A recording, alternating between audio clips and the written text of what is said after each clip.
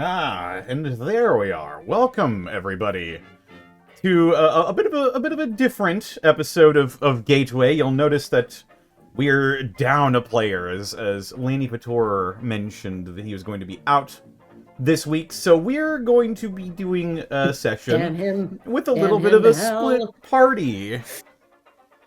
That's a good idea. But as the it's famously always gone well.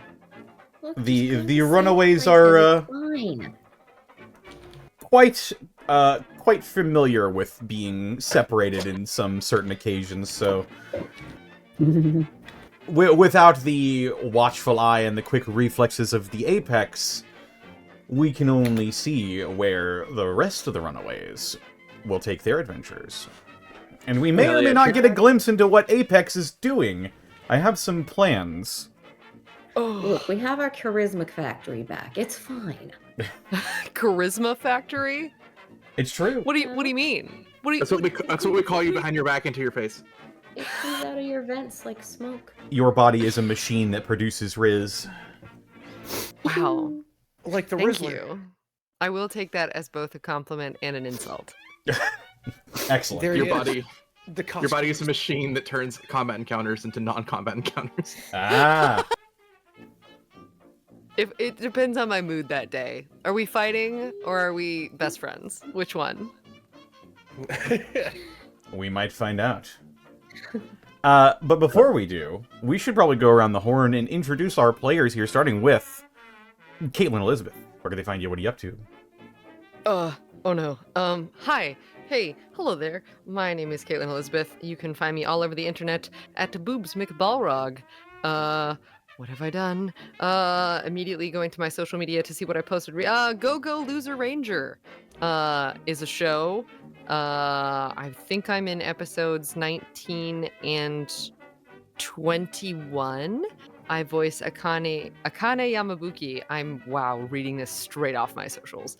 What have I done today? It's been a really long week. So yeah, I was very stoked to be on Go Loser Ranger. And also I'm still very stoked about being in Bullet, my first protagonist role in an anime. Woo! And I got to be a mechanic, which was really cool. Aside from that, I also I don't know what I can talk about. I'm working on a new audio project. I was recently brought onto a team. I don't know how much more I can say. It's audio and there's music, is what I'll say for right now. When I can reveal more, I will. That's me. That's them. Right on. And up next, we've got my very good friend, Fringe Type. Hello, how are you doing? My name is French Type. I am a writer and a voice actor, and you can find me at twitch.tv/FrenchType. I play retro games, horror games, and RPGs throughout the week. Currently, I'm doing a donathon to go ahead and pay off debts and do financial security. I've been, all this month, I'm streaming Abiotic Factor, and it's a lot of fun. I really like Abiotic Factor. I think that's my favorite craft builder of this entire year, to be honest with you. It's really good. It's like Half-Life, but well, it's like if a craft builder was like Half-Life. Like, instead of making leather armor, you build stuff out of office supplies. It's really fun. With funny SCPs. Well, yes. Oh my god, it feels like Control at some points, and I really like it. But other things that I'm working on is there's a horror RPG I've been writing for. I've talked about that one a lot. I've been polishing up the story and making, just finalizing everything and just making sure it looks nice before I send it off to a couple of my friends to read. It's gonna be a beefy read. I'm probably gonna tell anybody I send that to, hey, this is like 300-ish pages. You don't gotta get back to me tomorrow, but you know, in your own time. Free novels by the billions. And I'm also working as a side project a radio show. I've been wanting to do kind of like a dark sci-fi radio show for a while, and I've been taking some of my short stories as like writing exercises, and I'm polishing them up to maybe put something on a YouTube channel, and basically just creating like an online radio station that you guys can go ahead and listen to. I don't know when that's going to be done, but these are just some aspirations that I'm just working on. And if you want to hear me talk about more of that and more of my writings, oh yeah, I also did like 7 auditions this week, but that's maybe something will come out of that. But if you want to go ahead and just see me talk about my stories and just situations and just maybe just see how bad I can break video games sometimes, just come on down to twitch.tv/fringetype.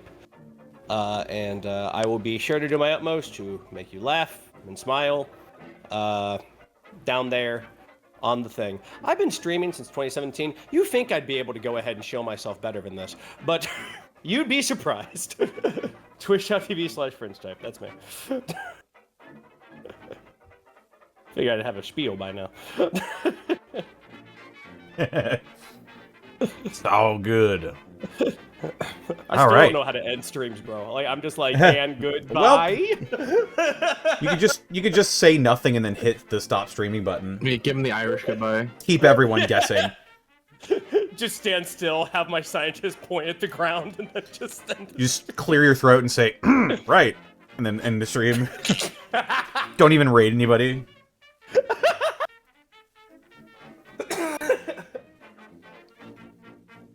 And up next, we've got Sarah. Where can they find you, and what are you up to? I'm on Blue Sky and YouTube at Sarah with an H, Jan with an E, Willia. I don't really have anything new to talk about. I'm currently at a convention. I'm just doing stuff. Maybe I'll have stuff to talk about later. I don't know. Bye-bye. Yay! We love you, Sarah. Bada bing, bada boom. Bada bing. Indeed. And up next, we've got Xanalis Grimm. Hey, that's me, Zan. You can catch me over on my Twitch channel, twitch.tv/XanalisGrim, where I do a number of probably way too many TTRPGs, honestly, at this point. Speaking of which, first one is actually over at twitch.tv/BurnoutVon tomorrow at 3 p.m. PST for some Those Who Wander, which is a gothic horror style roleplay in the Domains of Dread. If that interests you, I play a funny Dan Peter Bard. Then Mondays, twitch.tv/XanalisGrim, 7 p.m. PST for some Stalwart Souls, which is a funny D&D game in space that I run with a few friends. You might like it. Then Tuesdays, twitch.tv/Distortion Devil at 1 p.m. PST for some Vecna Eve of Ruin, run by the lovely Connor here.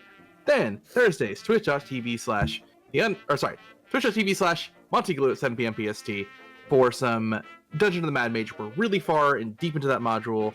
Monty does a great job running it. That's there for you. Then Fridays, back at Connor's channel, twitch.tv/Distortion Devil at 3:30 p.m. PST. We have some more Cazador's Guide to the Cosmos. We're still pretty early on in that campaign. So if you like really high-level combat in space, that's there for you. And then, of course, as always, Saturdays, same bat time, same bat channel. That's me. Except sometimes we just let the big bad just leave. That's true. just leaves. He's just like, well, he just walks off like something to the smiling friends. I'd have 2 nickels. Which doesn't sound like a lot, but it's weird that it happened twice. It's 10 cents. Indeed. And I suppose that just leaves me. They can find me on Twitter, Twitch, YouTube, Tumblr, Blue Sky at Distortion Devil. I stream every day but Wednesday and Saturday. You can also find all of my TTRPG shenanigans over at youtube.com/devilsanddicerolls and patreon.com/devilsanddicerolls if you feel like supporting the process. And I'll have some actual content for you soon here, hopefully. I am currently in the process of... I've got several scripts written. I just need to actually start recording them. And that will happen. Trust me. All right. I believe you. Yeah. And that's about it for me. This episode of Gateway was brought to you in part by Die Hard Dice. Die Hard Dice! That's right. Die Hard Dice It's your one-stop shop for dice and dice accessories, and if you head on over to dieharddice.com, you can use the code Unexpectables. Save Hell yeah, I'll 10% drink on that. your order.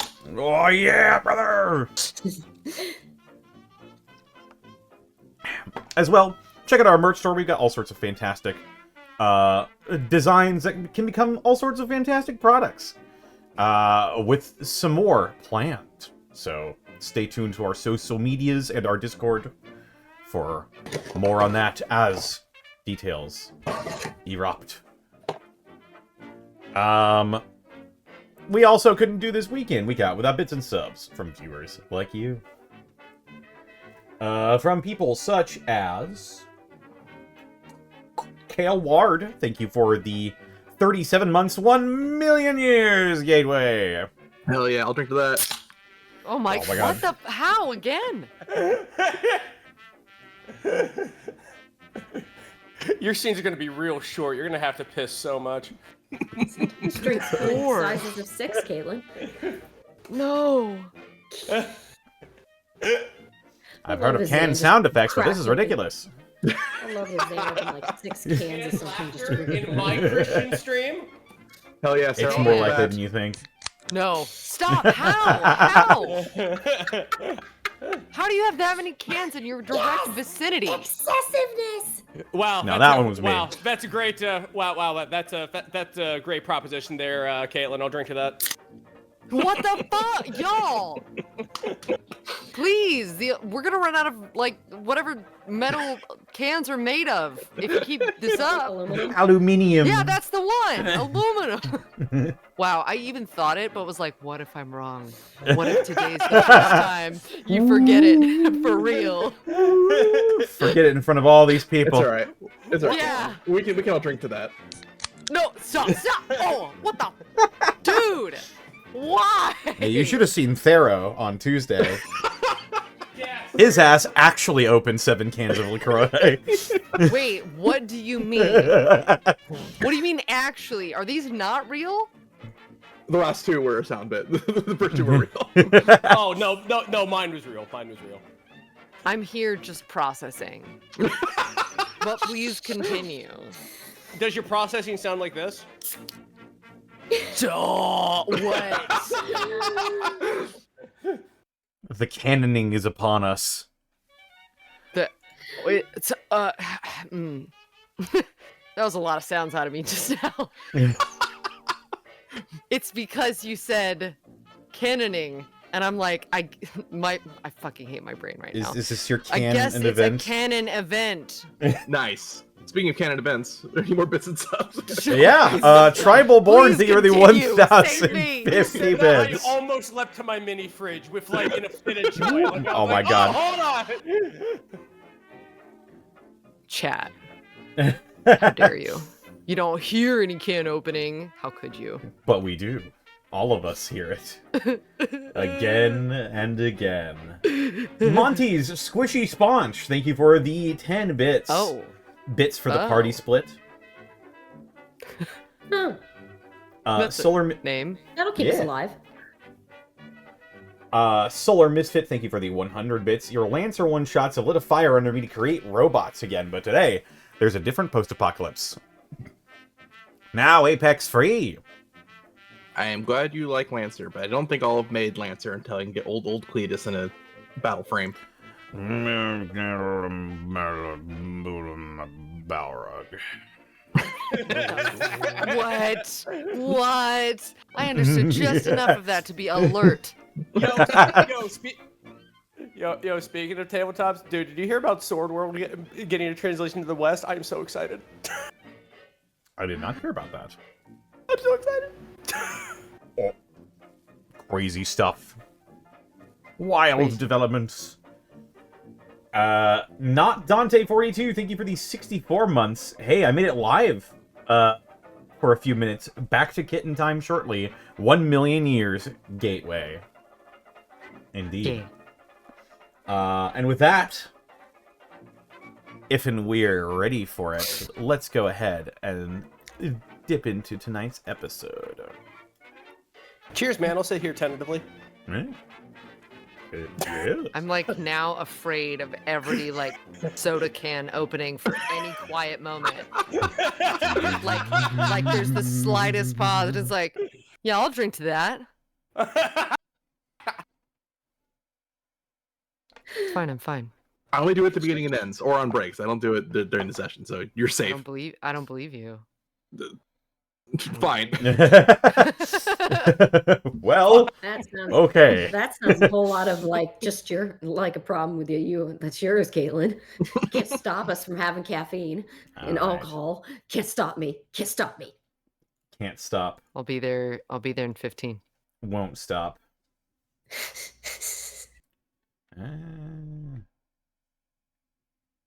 Here we go.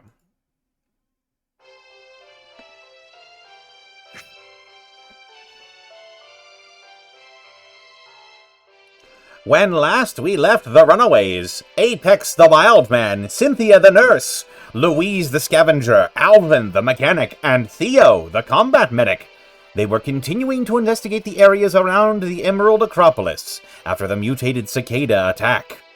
Venturing further into the woods to the north, Apex and Cynthia discovered emaciated trees and large man-sized holes in the ground, discovering that many of the cicadas died due to mutations in their holes. Apex brought a specimen back to Bach, who was having a conversation about the maypole known as Razor Glow with Theo, speaking of the past. Meanwhile, Alvin and Louise spoke with Jet about a hidden store of a material called ultracite, which could be helpful in exploring Vault 40. Apex agreed to take a small team with him to explore the woods further north, near an old settlement where they suspected some answers behind the attack may lay. Now, as the Runaways split their efforts yet again, we return to the road on tonight's episode of Gateway.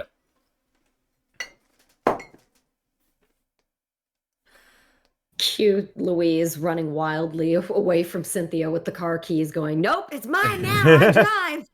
No, I no, learned. no. I've been driving really good. Alvin, tell her I've been driving really good. Use She his has been coarser driving body to pretty speed well. up. No! Fucking cheating! As Cynthia moves supernaturally fast towards Louise. Louise dives under the car. Hunkers up like a fucking raccoon up against the fucking cat chassis, hissing. Oh, she's gonna be dug in like a blood tank over Lifts there the unless you got car. extended ours. You aren't Unless- quite that oh. strong that you can just casually lift the car. Oh, for funsies, let her. It's funny. It Just enough it she takes can glare at considerably me. less effort to lift the car a couple of inches off the ground. Blinks, looks at Cynthia. Okay, to be fair, didn't realize you could do that now. Bends down slowly, squints. Keys. Grumbles. I was doing real good. I didn't even get a scratch on that thing. Hands keys over, pouting.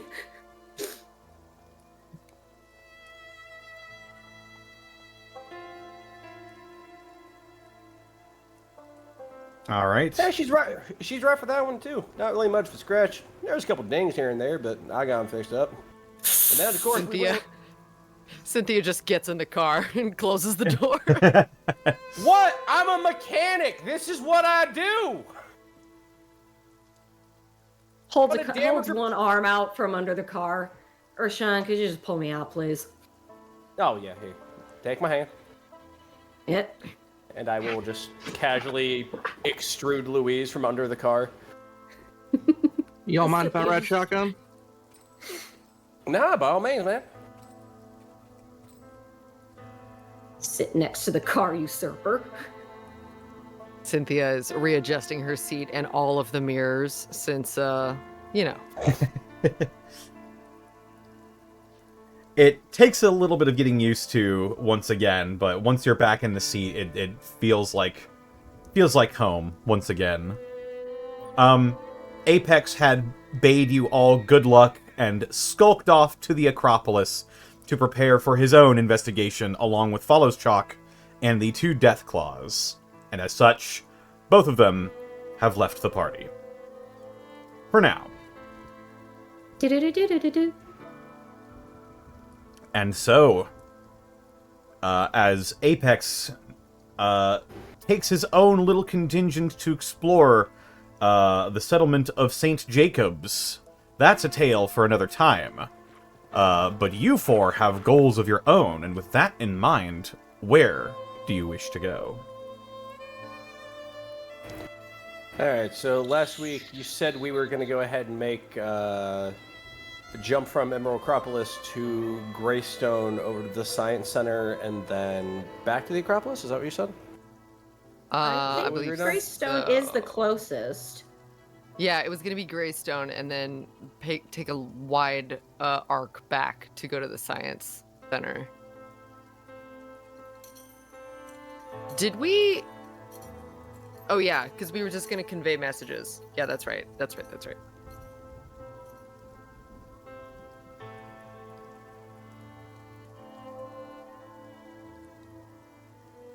Hey.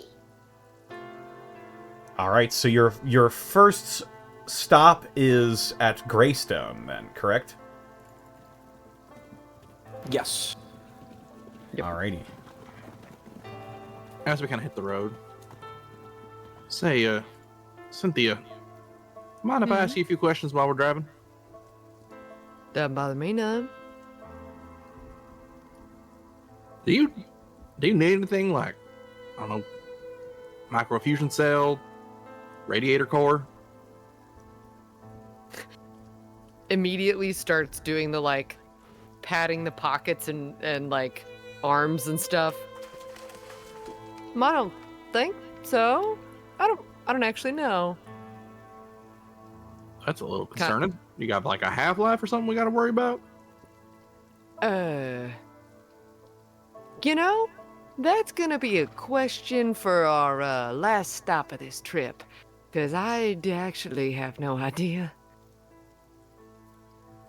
Now, the body you got now, from my understanding, it wasn't the body you had before. You know anything Correct. about it? Where it came from? This one? I mean, I'd imagine it's from the Institute. So was my last one. And, yeah. This one's the new and improved version, and, didn't feel right to take it away from Kara, so, you know. You ever been there? For a brief time. What was it like? Chaotic. When when they put my memories into the synth that was Kara, that became both of us, I may have lashed out and ended up murdering someone. In the Who? Institute? Yes. Oh, I can't even imagine what it's like to wake up with someone else's consciousness in a body that's not quite your own. It wasn't ideal. I was very confused, and the person who was there did not assist in that confusion. Is that normal for the Institute? I don't know. I don't know what normal is there. By the time I was there, it was already time to get out.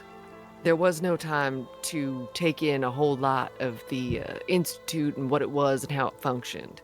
Kara would know that more than I would. But wasn't really based on my very short experience. It wasn't something that I thought Kara would want to spend much time focusing on, and hasn't been too relevant for our day-to-day life out here, so I didn't really ask much. I mean, I got bits and pieces while we were fused, but, you know. Forgive the curiosity. I ain't heard nothing but rumors about the Institute. Really, any pre-war power base and technological place is well, it's hard to tell fact from fiction sometimes. Oh, I understand. It What brought you? Go ahead. No, I just, seems like they had a lot of people who either were in the pursuit of knowledge or got too comfortable with the power that came with being part of such a, for lack of a better word, institution. You know where super mutants come from? Something about FEV. I'm fuzzy on the details at this moment, but... From what I learned in the Brotherhood, FEV was made all sorts of places around the world, especially around the U.S. Well, it was, anyways. Was made to try and make better people.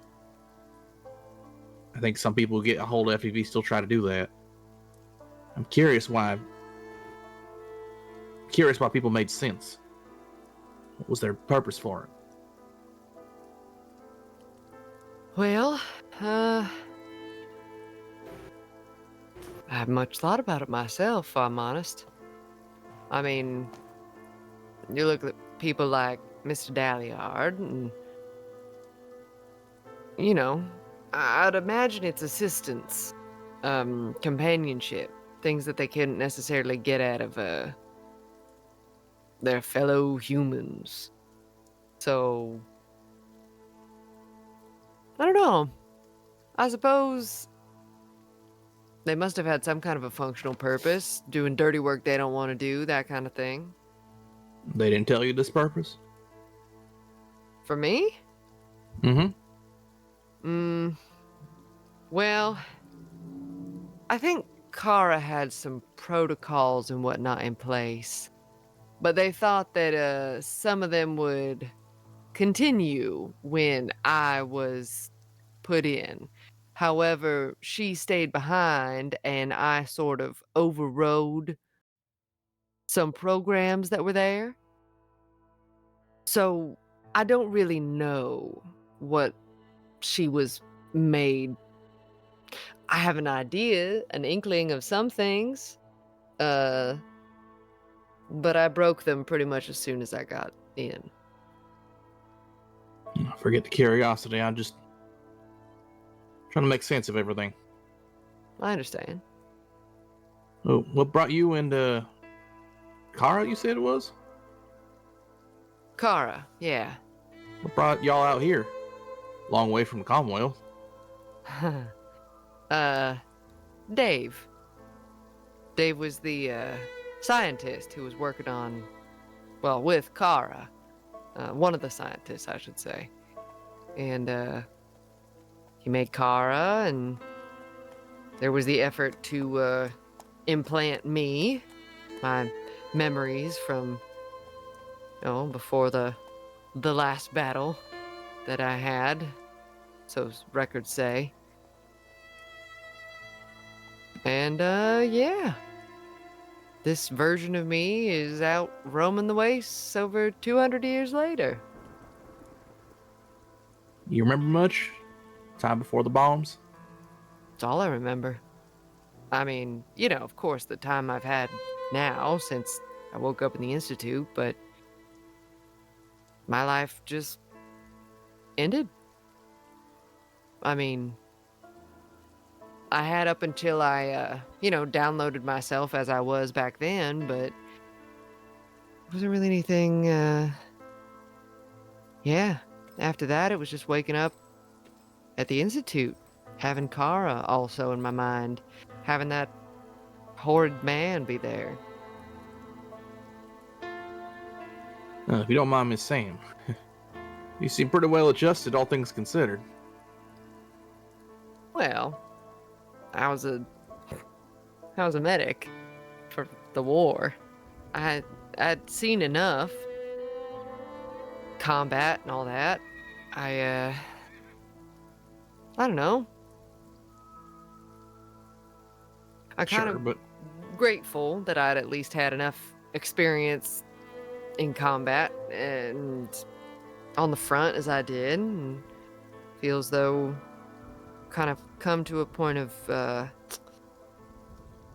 it's the wrong word, complacency, but you just kind of expect the unexpected after a while. Sure, but I made a number of pre-war goals that kind of lose their minds after a time. Well, they also saw the world change from what it was into this. I just woke up here. Yeah, fair enough. Maybe that's a mercy. I think so. I at least have fresher memories of what was. I didn't have to see it slowly decay and shift and distort and have all the things that I knew as comforts and certainties change into, you know, what it is now. Theo will nod. Well, here's the question. A hypothetical one. Yeah. Out of us three, and I'll kind of look back towards the other two in the back. What do you think we'd be all doing if war never happened?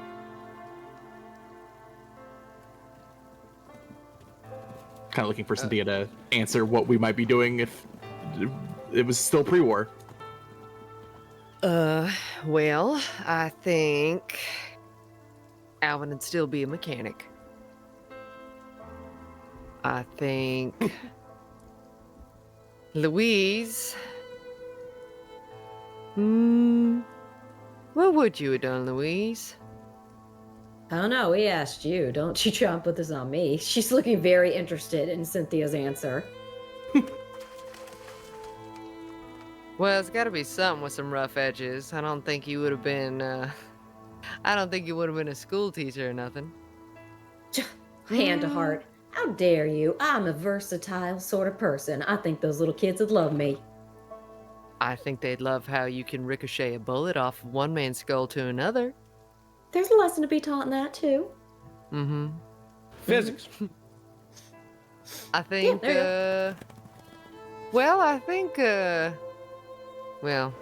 Louise probably would have joined up in the war, too.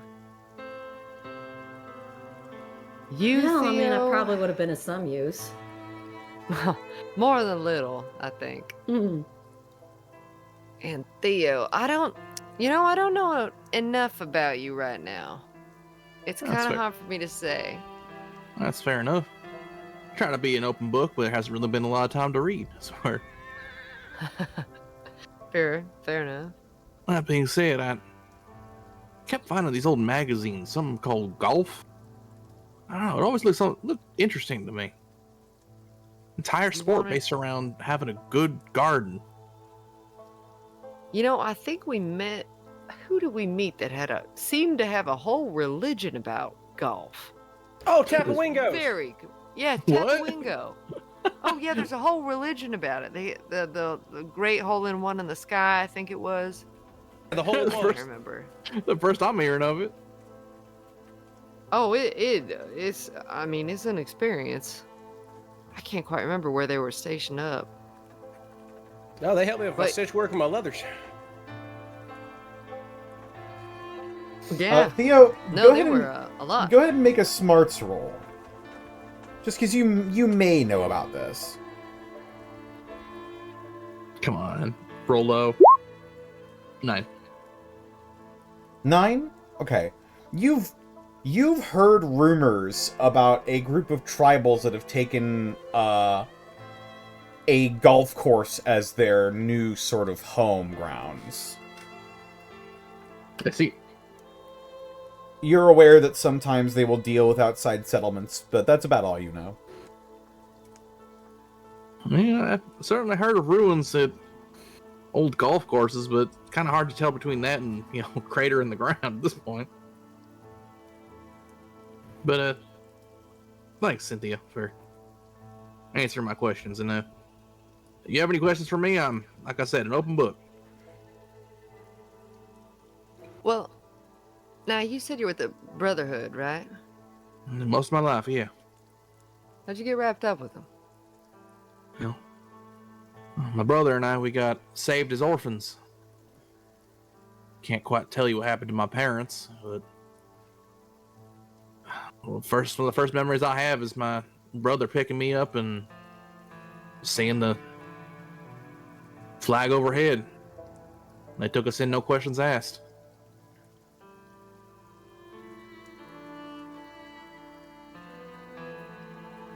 And you don't remember nothing about your parents? Much? I was too young, really. My older brother Trevor, he's got some memories. I think he's made a few drawings and paintings of them, but he's always the smarter, better memory brother. I'm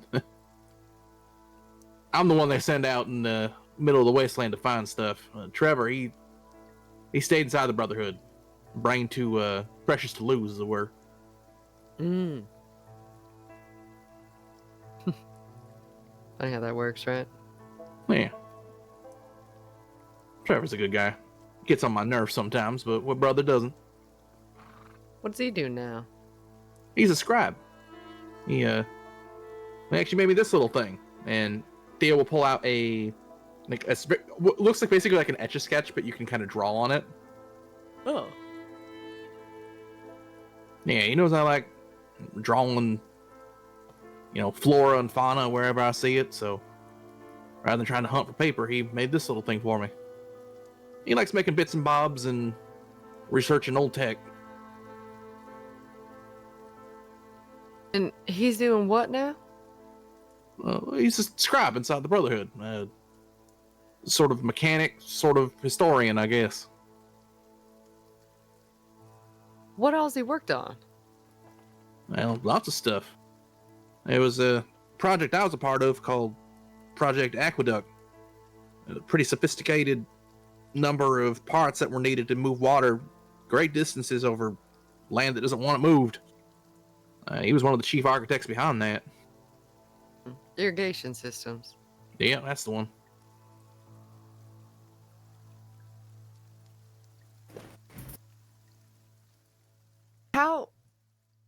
How did it feel being part of that community? Did your opinion of it change over time? That's for certain. I grew up really believing in what the Brotherhood was trying to do. The more missions I was sent on, the further away from the compound I went, I had more and more questions. You met Dredd, right? A while back. Well, the person who helped move Dredd to where he is now, kind of helped mentor Dredd. His teachings have, sort of made a divide within the local Brotherhood. Some people believe we should be a lot more active in the community, myself included. What's the point of having all this technology if we ain't gonna use it for good, right? Fair Others enough. still cling to the old ways. Humanity first, Brotherhood before that. Oh. Yeah. It's hard. There are a lot of people in the Brotherhood that you come across that will travel over to the compound, and you learn the ways they do things and trade technologies, secrets, and all that kind of stuff, and that's all fine and dandy, but I don't know. You want to judge someone for the sometimes backward views they have, and then the fires hit, and they're the first ones in the trenches with you. Kind of complicated, you know? I do.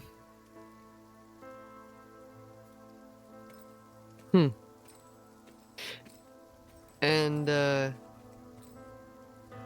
what's your feeling about it now? Like, are you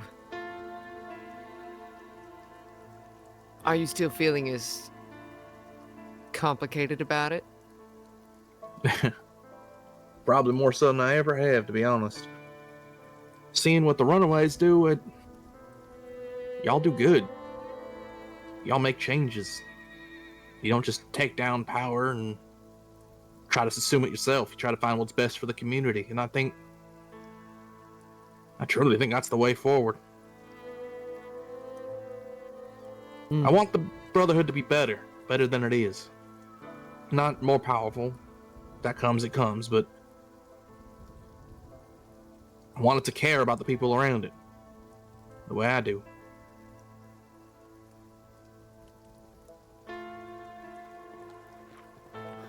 Would you also agree that, in my line of thinking, and I think Louise and Alvin probably feel the same, the world we live in now can't really be a humanity first.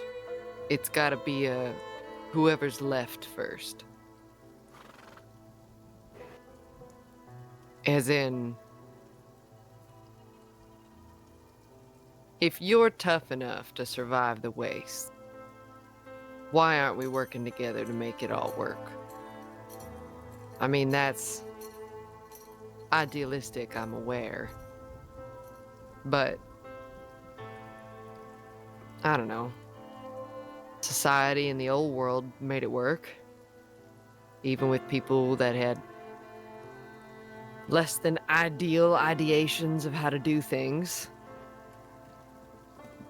Yeah, I read some of the history books. Pre-war, that is. The amount of times I would see people of various faiths or where they're born be ostracized because of something they couldn't control. It'll never sit right with me either, but it's complicated, like all things are, right? I got no hatred for ghouls or super mutants. Wasn't sure how I was gonna feel about a synth, but seem to like them now. Right. That being said, when we were at the Acropolis and during that big bug attack, I felt some of that hatred come through me. Glad it didn't take over, but that Project Aqueduct I was talking about, yeah? Whole thing came crumbling down. Brotherhood swept in with all manners of force to try and shut down what had happened. As well, we were trying to make sure that it was a place for any folk to grow farmland. A particular ghoul was bringing in a glowing one. They made a religion around it, and feral ghouls started moving in and attacking other farm folk, and it all spiraled out of control. That same glowing one is at the Acropolis now. Saw him at the tail end. Yeah, that's the one. I saw him at the end of the attack, and my blood was boiling. So I get it. It's not always prejudice, sometimes it's history. But we gotta get over that if we're ever gonna move forward, right? It's true.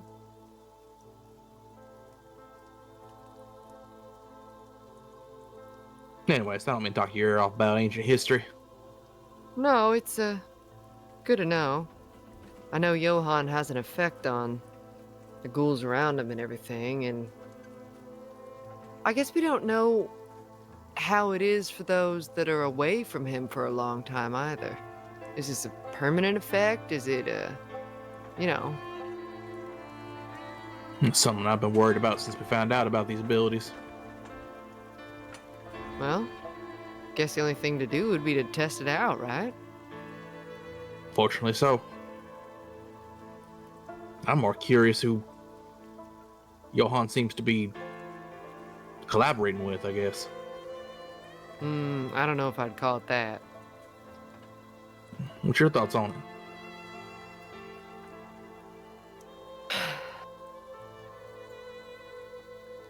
I don't like it. I understand. I don't know. They're too calm. They're having him build up a whole society so they could. It's a little too easy. Yeah, I felt the same way. It certainly does. I felt the same way before the aqueducts fell.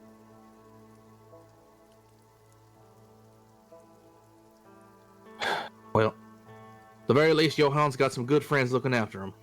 Motorways included, right? Yeah, very much so. Guess time will Thanks. tell. Indeed. Thanks again, Cynthia. Of course. It's a long drive anyway, so what do I mind talking a little? What are you up to, lovebirds? Oh, I've I'm just thinking about Greystone, honestly. You been there before? I would hope so. That's where I was brought to when I was a little kid. Me and Jet. That's right. I think I remember you mentioning that. Yep. So, what's it supposed to be like there now? Well, Jet says it's probably a high chance it's been picked through like a son of a bitch. But when we went there and found it, I remember my parents and Jet's parents talking about how when they make settlements from when they come out of Appalachia, they bring the best materials, and they also go ahead and bring about ultrasight and whatnot with them, and they keep that shit locked up tight and well damn hidden. And I'm thinking, considering that it was our parents that went ahead and helped lead more or less that settlement before it all went asunder. And I figure that stuff's still there. At the very least, there might still be good material and whatnot over there. So, if they need it, I figured we'd go ahead and go there. I know Jet and I said we wouldn't go back, but I figured at this point, may as well just be a good shot in the dark anyway. I'm glad she gave me her blessing about it, though. It's one of the promises we had. I promised her we'd get her a souvenir. Well, that remains to be seen. I don't know how much is still left. I know she said she didn't want anything, but if there is anything from her parents over there, then I don't think she'd say no to that. Nods. Cynthia eyes Louise suspiciously in the rearview mirror.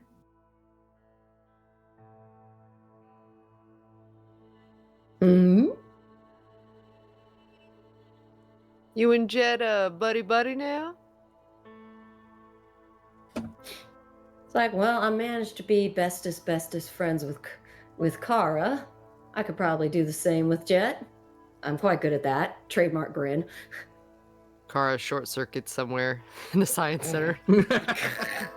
It's like, oh no, Sparks not erratically now. for a second. Urge to kill rising. No, everything you talked about with ultrasight, Cynthia, I didn't know anything about it being used as a power source or anything like that.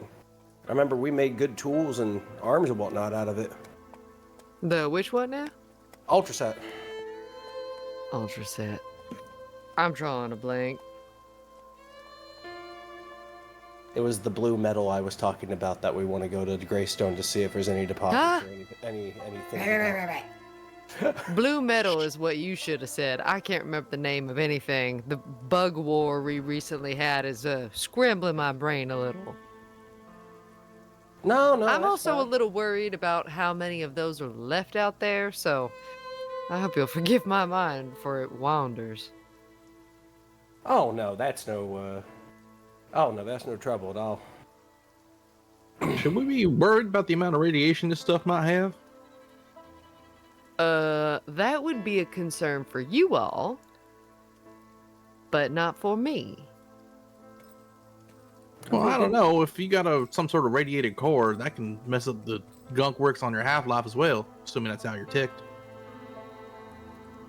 She squints. You know things I should know, but do not, and now am concerned about Kara's body, considering what I have exposed her to. Well, you're still made of atoms, and sure, you're not going to have the same biological effects from radiation, but concentrated dose of anything that changes around atoms could prove bad for anything. I mean, if it assuages Cynthia you at stares all, forward, squints pretty hard, thinks back of all the time. She was like, "It's fine. I'm not human." I mean, if it assuages you at all, we're not really having like ultrasonic dentures or anything like that. But like, I remember we had like chunks of it and whatnot laying around, but nobody got sick really holding it. There might be a half-life tied to it. I don't remember or recall anybody who got sick or anything from it. When Maybe. you're Maybe when it was freshly like made, because I didn't know Right. the history too much about it. Maybe then it might have been dangerous, but nowadays not as I know of. say in your bodies post-war, when they get injured, did you heal like normal, or someone got to repair you up? Normally get repaired to some extent. They've taught me a couple tricks on how to go ahead and fix up Cynthia when she goes ahead and gets damaged. Who's But they? But that was back before you got your new body. True. But you know, the map's probably the same, so I could probably go ahead and give you a fiction if you need it. I think I'm good. She looks around at her body like, I've not really thought about it. I mean, I feel things, but it's not. Huh. I don't mean to about any sort of crisis. I'm just more curious if something does hurt you pretty hard. How do we help pick you back up? Alvin has usually been pretty good about fixing me when I'm broke, but I did have that shotgun for a leg for a second. Yeah, till was we a go ahead while and get back. you proper fixed up. Yeah. Yeah, I mean the Oh, skin's yeah. just forever stitched. It's I don't have the, know how to make new skin, but that's a Kara problem now. I remember some of the stories Dave said about the current body you're in, that you're a gen up from the body that you had, and that Yeah, one's I think it's 3. like that one's like a 1-to-1 to a human being, more or less. This the one, technology yeah. has to be jaw dropping. I'd imagine I do feel stronger, faster than before. Nice. The Institute's still making different generations of synths? Now that's a question I don't know. He goes ahead and just slaps his chest plate. All I know is that this thing can take a real beating. I'll tell you that much. This is made out of some of the combat armor that the Sims had back in the day. This one's a little dinged up and needs some love and care, but it definitely shrugged off all those bugs like you wouldn't believe.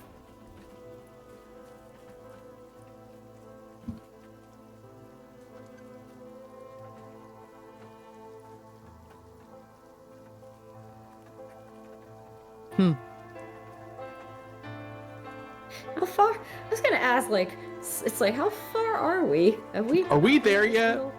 We haven't moved a single square. Well, that depends. What route are you taking to get to Greystone? The one that opens up more of the black squares. Okay. Are you just driving straight there, or Are Yes. there pig paths? Are there roads? Are there... Is there stuff Up, along down, the way? left, right, circle, circle, forward, back. oh, there I could be. would have taken a little bit of time next to the world's largest bottle of ketchup. Gotcha. You pull World's in and largest you monkey. admire the world's largest bottle of catsup. It's so Yeah. big. Pretty fascinating, Staring up. Almost starts to salute it, decides not to. Louise strokes Trin. Catsup, ketchup, catsup. I miss eating. Can you You not? discovered you discover that you can, in fact, eat food. In new body? Yep, in your new body. Your body has food center. Whether or not you're actually getting nutrients from it is up in the air, but you can eat... Oh, Cynthia's just not... Cynthia wouldn't eat. If she doesn't have to, she's not gonna. Just, like, humans need food. She doesn't. So... That's fair. So it'd be like you're taking a resource. Yeah, it makes sense. Yeah, There you go. yeah. She, you know, she would maybe, like, take a single, like, teeny tiny piece of something to taste something, but otherwise she will not eat. Unless it was to be petty and, like, eat the last cracker. Then she might do it. Damn. That's hilarious. You bitch, I knew it. Eating and you're not even getting anything out of it. Is Cynthia's. Someone, like, sets their admiring crust the, down for, like, a second, and then she eats it. Oh, no. If you guys are Dude, admiring crust the was the world's best part. largest bottle of catsup, I'd like to go ahead and buff up my armor a little bit just to see if I can't get some of the dings out of it to restore some of its armor. Fair. Absolutely, yeah. You can make a stop here briefly, and you've got a perk that lets you roll smarts for this, correct? Let me roll that. That is a 8. All right, yeah, I believe And with you. with the patch job perk, that means I can restore 1 armor to it. So yeah, I'll just scrape some of the dings and the scuffs out of it. Take some steel wool, just make it look a little bit nicer.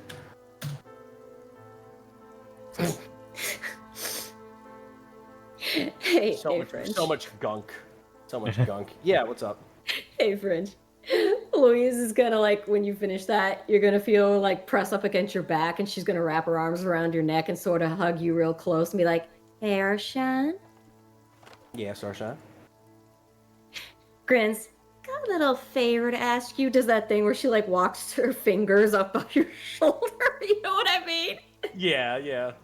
All right, what you got in mind? Holds out shiny stealth armor. Do you mind doing mine too? That's material same as any. I'll go ahead and give it a look. Pecs on cheek. Thank you, Arshan. Hey, no trouble.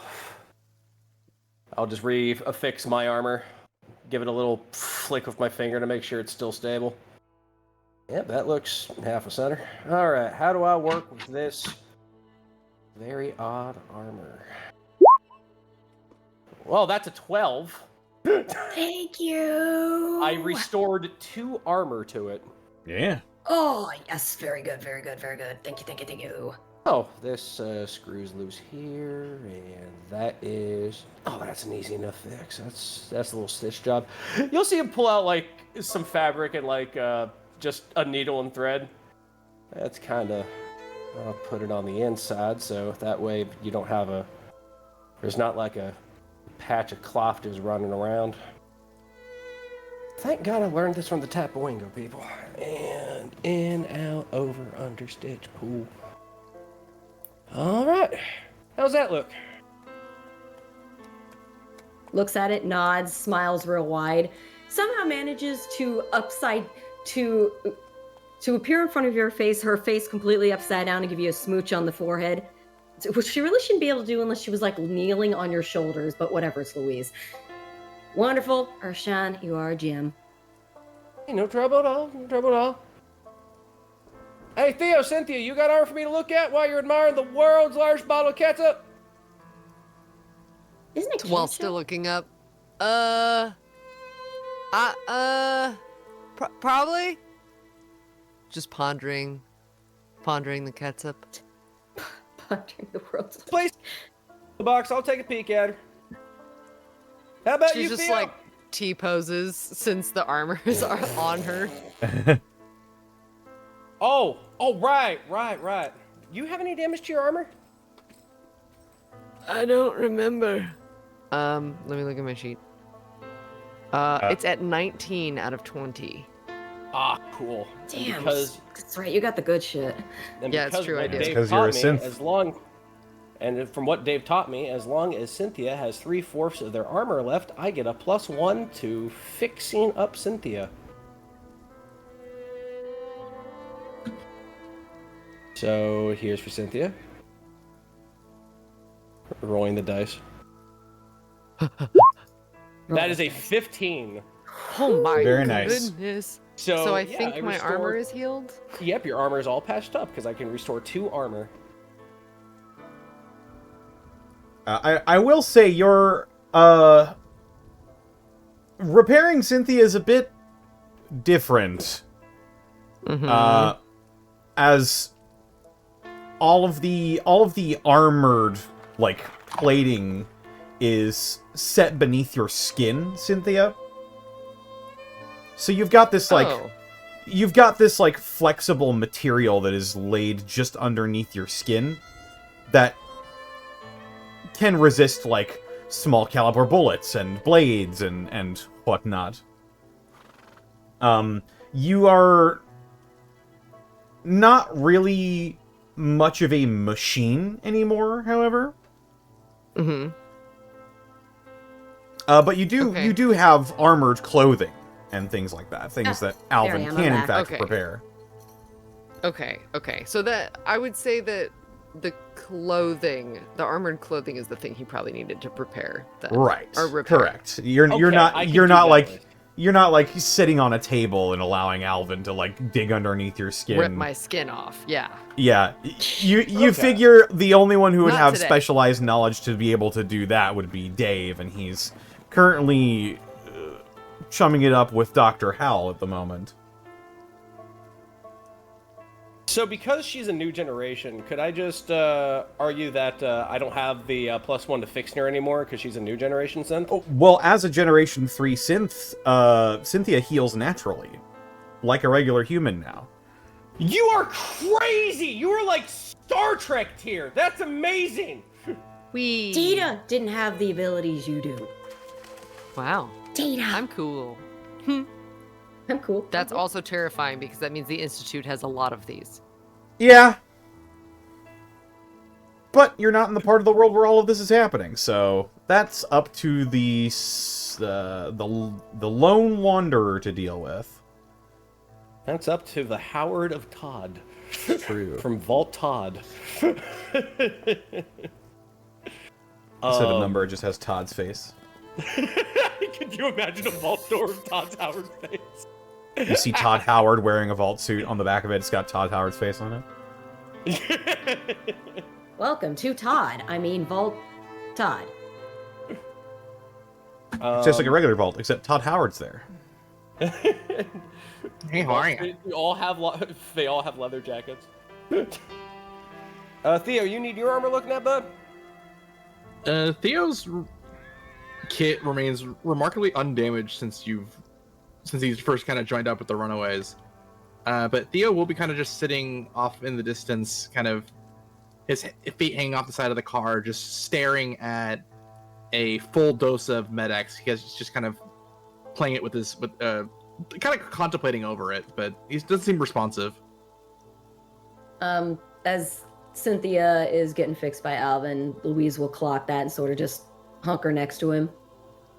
About that time again? I don't want to say yeah, but I go too long, my back freezes up. It's hard to turn. Start losing sensation in my legs. I mean, you do what you gotta do for now. I mean, once things are a little calmer, and you really feel like maybe you don't want to do that anymore, shrugs. There's options we can go look out for you. We got a car, we can take the time. Well, unless you know a master surgeon, there's not really much I can do about placing damage done to a spine. It's the only thing I can guess what's wrong with me. Ugh. Yeah, good point. Well, still, who knows? It's a big wasteland, and now we know a bunch of tricked out super mutants and ghouls who seem to have a lot of interesting tech and stuff. Maybe, who knows? I appreciate your optimism, Louise. I really do. Gives him a little light bump on the shoulder with her fist. Hey, maybe one of them big super mutants can just give you some super mutant chiropractic or whatever, you know? Stretch you out all like a big accordion and see if that doesn't knock things back into some kind of place. Wouldn't that be something? I don't know. I don't want to die at the end of a syringe, you know? Nah, stick with us. We ain't gonna let you do that. Especially Cynthia. Gets far away looking around like, That's a good idea. Let's- Hey, Cynthia! Huh? I kind of get in trouble with the old war wound. Rather than trying to self-medicate, maybe you could take a look at it? Oh, sure. Your armor's all good to go. Off you pop. Oh, okay. Thank you, Alvin. Hey, no trouble. Let's see. Louise grins and whispers, "Oh shit, that's actually way different than I thought. I was gonna say if you die, she's gonna do something worse to you than even death could be." Huh? First, I Oh. need to do... No, you go on. Don't worry about it. Oh. Huh? Don't let me die, do- or she'll make you regret it. let's see. I need to do a roll plus smarts. Let's see. Doink. Doop. Boop. That is my amount of doctor points for today. 12. Basically, like, Theo will take off his armor and take off his shirt to reveal kind of where his back is, and if Cynthia takes the time to kind of feel the spine, you definitely feel that there's some damage to the vertebrae, and the nerves aren't quite responding as they should. It definitely would require major replacement surgery that just isn't possible out here in the wastes. Connor, what should I roll to see what I can do, given where we are and what I have available? Well, also, not necessarily mechanically, but Theo tries to dose the pain from that wound with Med-X, and he doesn't want to overdose again, so he's handing you the Med-X. Shame we don't have Kara. I just imagine, like, eyes turn red. I can take care of that. Pulls out Oh scalpel. no. Rips out spine. I'd say go ahead and roll either. Close that tab. I should have done that. What are you doing, Connor? Don't worry about it. I don't like that. What are you Go doing? ahead and roll me Doing? smarts roll. Fine, if I must. 11. 11. I've missed that. Being a pre-war entity as well as being in the medical field has made you privy to both machinery and techniques that may have been lost in the war. You're aware of a device known as an autodoc. It's a machine that is capable of performing even complex medical procedures without the aid of medical professionals. You've known autodocs to be able to perform, like, whole complex surgeries on people. Oh.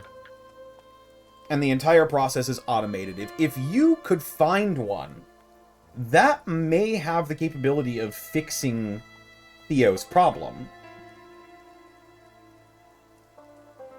Okay. And with my current knowledge and skill set, is there anything I can do to mitigate what he's got? Or is that just like surgery is kind of the only option? I'll say you can devote 2 points of your doctor roll every day to assuage Theo's symptoms so that he does not need Med-X. Ooh, okay. Okay. Maybe it's like a physiotherapy kind of a thing where... Yeah, that makes a lot of sense, actually. Yeah, like breaking up the fascia that's... If they're, like, you know, if there's, like, scar tissue... I mean, it's really painful. It's definitely going to be physical therapy, like, every morning. Pretty much, yeah. Okay. Yeah, but you've been aware of people who have like been in explosions or have been you know, just knocked around by the horrors of war that have had similar injuries, and so yes, you would know how to treat, quote unquote, but you think without a like suite of medical equipment, an auto doc is your best bet. Cynthia would also notice Theo is covered in burn wounds over his body, and while they itch still, it's something he's kind of gotten used to. It looks like something definitely crushed him. Like that's seems to be the issue with the spine.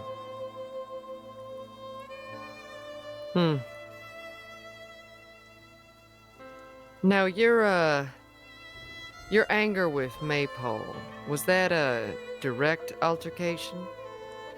No, it was not. I just wanted to blame Maypole for.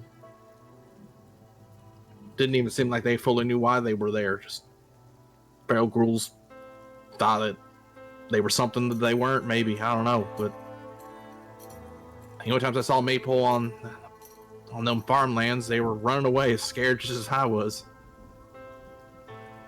Right.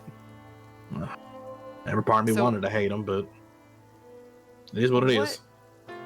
What happened to your spine then? Well, another Brotherhood chapter came by, trying to see the progress on the aqueduct, and well, that's when everything started going down. They were a lot more zealous than even the local chapter tends to be, and the moment the feral ghouls started pouring out of the ground, they lit up the farmland with everything they had. Feral ghouls started polluting the aqueduct water and had to blow us up too. I tried to run in to save as many survivors as I could from the farmlands, but I ran into a burning building. Damn thing collapsed on top of me. I thought I was dead there for sure. No idea how long I was out, but there Dread was, pulling me out of the rubble like he usually does.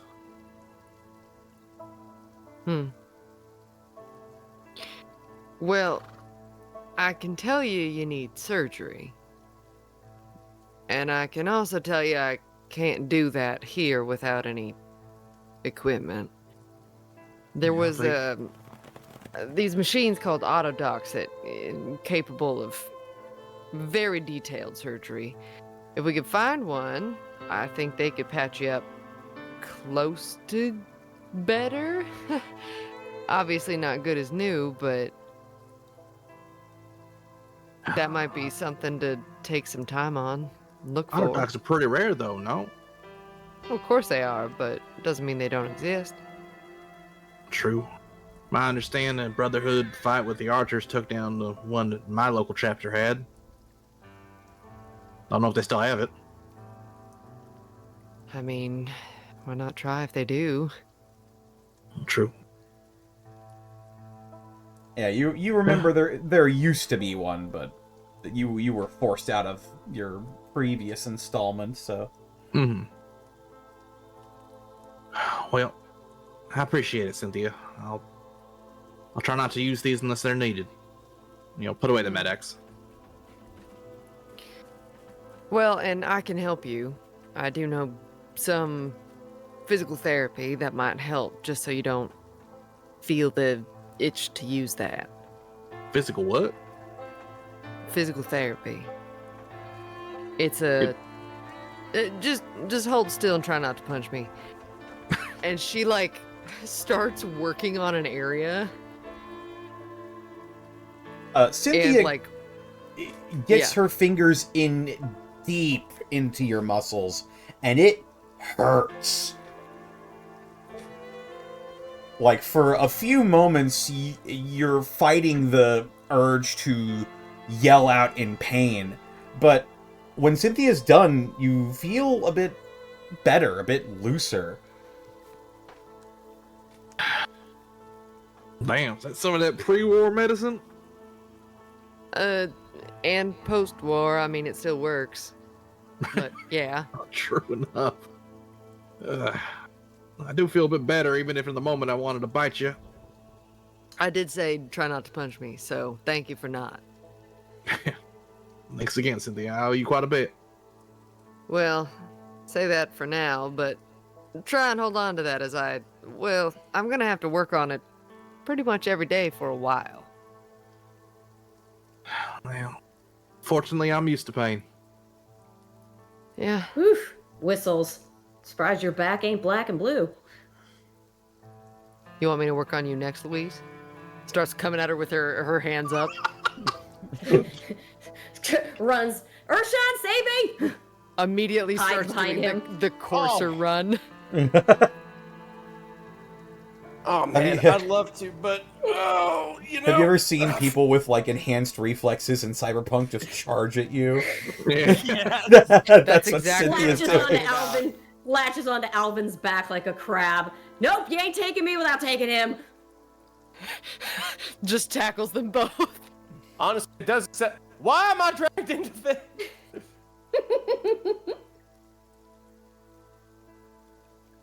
And Theo's gonna- eventually. Oh no, go ahead. Theo's gonna put his gear back on, kind of take out the rifle, feeling a bit more limber than usual, and just looking through the scope, kind of look at the skyline, make sure there's no weird bugs or storms coming through. No bugs here, as you can see. As far as you can see, at least. You don't see any bugs. But, How dare you? as for weather, how is the weather looking? What's the weather right now?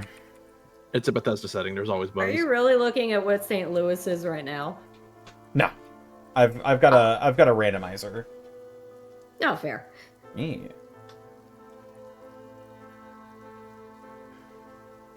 He wouldn't really need to look it up. He just what temperature is it now? Look, it is very humid right now. It's currently 83 degrees. With a humidity of 72. That means I'm swimming. Alright, here we go.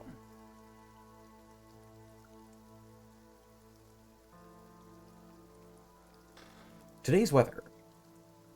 Ooh. Not great. As you're looking through the scope of your laser rifle, no bugs that you can see. But you do begin to see a storm front rolling in. There's a lot of dark clouds on the horizon with occasional flashes of lightning. From which Seems- direction?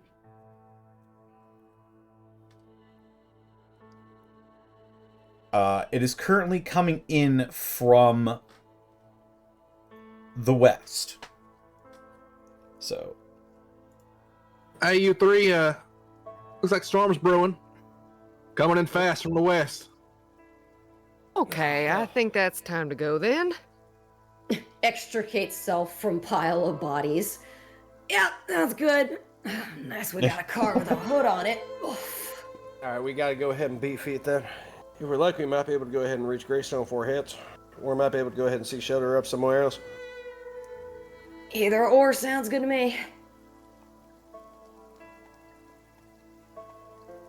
You got any Rad-X? Can't tell with the rain these days.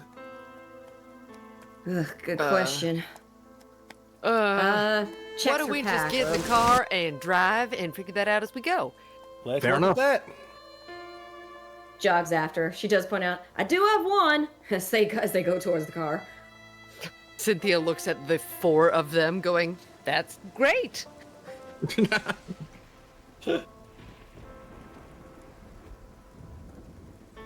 all right, and Maybe once again, it's just going to be a straight shot to Greystone. That's correct. I believe so. Unless there's something really interesting on the way, like the More catsup. more interesting than the world's largest bottle of catsup. What? You'd be What hard is it pressed. What is it more interesting than the world's largest bottle of catsup? Honestly, I you'd truly be- don't know. You'd be hard Mustard. pressed. I'll let you know. Reveal those squares. I'll say, for the Yeah, sake reveal, of brevity, reveal. as you get to about here, I'll go ahead and. What is here? Show me one more time. I heard the pop, but I didn't. Oh, There you go. more. As you get to about here, you see, a good-sized settlement. You see people, walking about trying to take shelter from the incoming storm, does appear to be a populated area next to you, and I will reveal the settlement of Fairview. Why does that name sound familiar? I mean, it's a real place, so. It's got a fair view. No, that can't be it. I don't feel that it's that. I don't feel that it's real. Must not be. No. It's a mirage. Move on. But if you're intent on pressing forward, I can reveal more. When you say it like that, What makes is- me worry. It Where's is the it is driver now? entirely up to you if you explore Fairview. What do Yeah, we it's see your from decision now. what do we see from a distance about Fairview? You see Because Theo from does have a scope. He distance. can kind of look in. You're seeing from a distance, it looks like a lot of people are, It doesn't seem like much of a place where people live, more like a place where people go. Sort of like, it gives you similar vibes to Westport, but with a more grungy flavoring over it. There's not really a lot of regulation or even a guard here.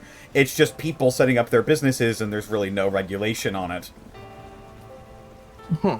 You see Definitely people... a place to stop by on the way home, I feel. Yeah, see I think people it's a like- swing back kind of space.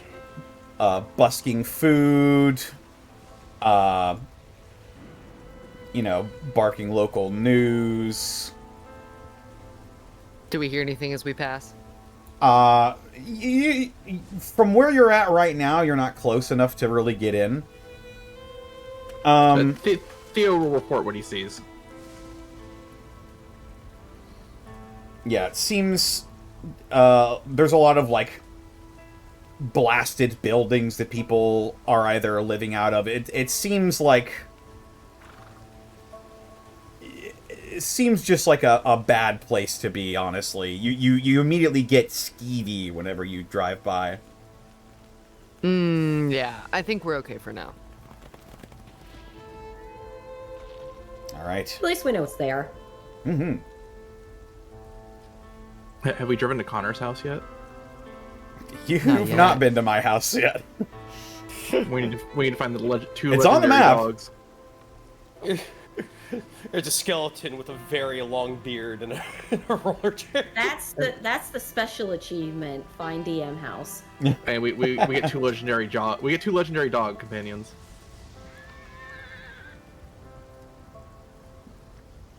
The babies.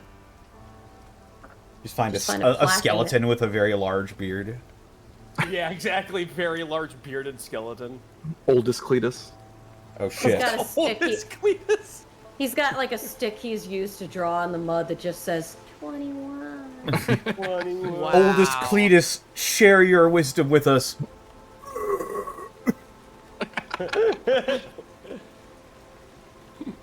But as you continue making your way down, no real roads or streets to speak of, at least any that would really give you a smoother ride than usual. You drive down, and eventually you arrive.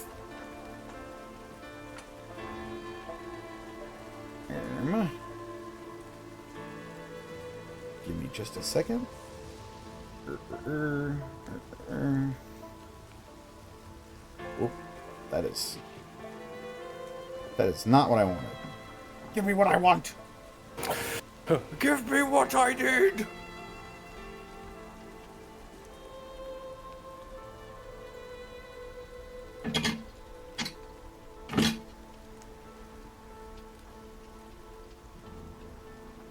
But Whoa. whoa.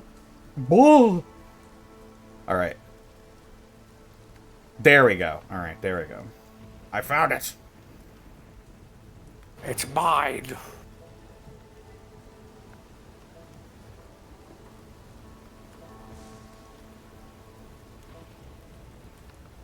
you pull in through a place called Briar Hill.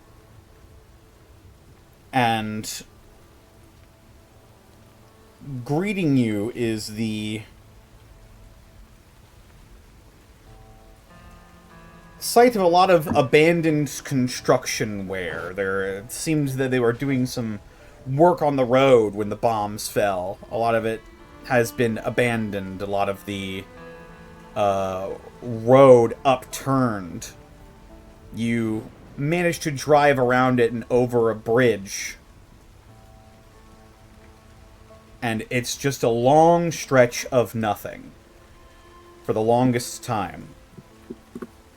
Eventually you pull into where Jet showed you on the Pip-Boy.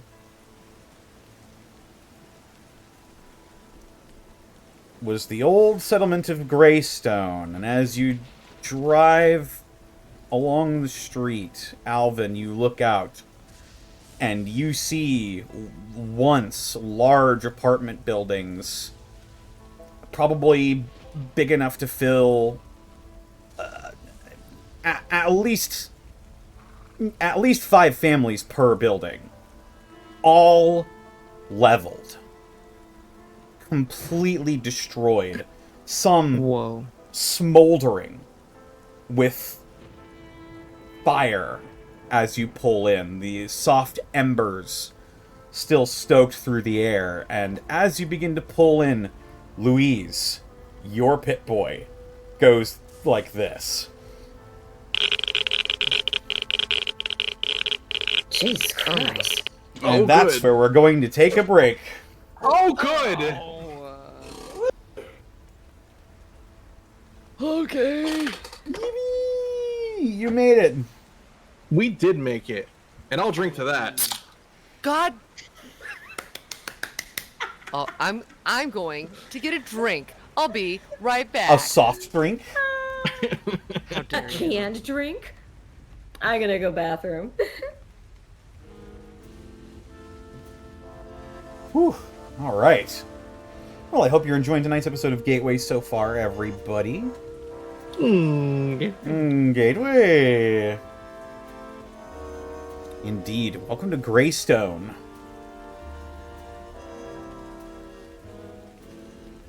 A Like pop. Greenstone, am I right? Indeed. That's what you're here for. You're here to find a greenstone. Well, Bluestone, I think. Well, it's blue when it's inert. Ah. Yes, naturally occurring ultracite is green. And quite so. Can't believe they added unobtainium to Fallout. True.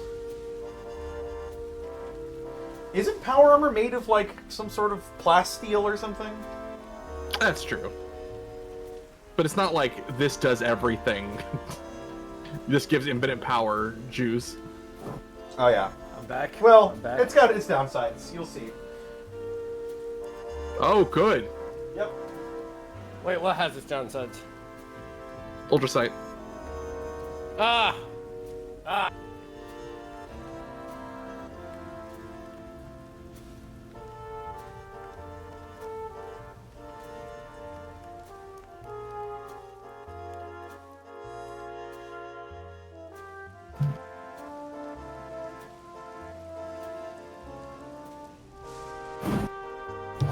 I assure you, I didn't know it was an irradiated smoke hole when I got here.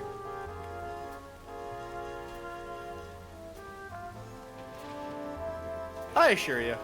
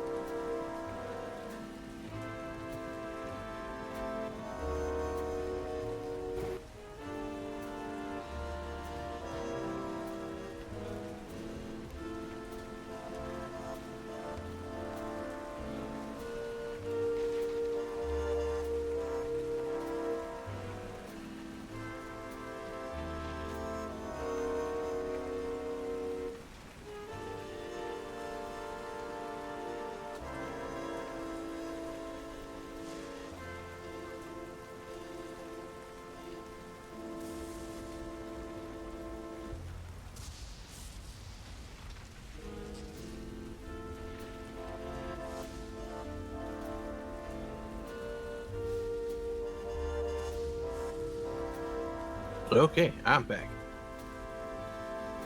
Hey, what's poppin'? How much? I'm gonna be shaving my beard soon. Peeled Theo. It'll be the first time I'll be beardless since I was a teenager. Dude, that's radical.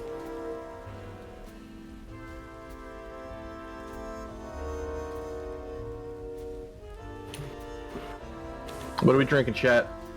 I got Yeah, Dr. what Pepper, you drinking? I got Dr. Pepper Blackberry. Well, the cans you popped, I have Dr. Pepper Cranberry, Dr. Pepper Blackberry, Dr. Pepper Blackberry, Dr. Pepper Blackberry.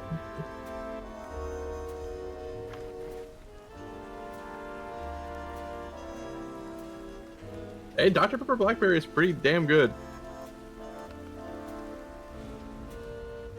Oh, strawberry marble soda sounds so delicious.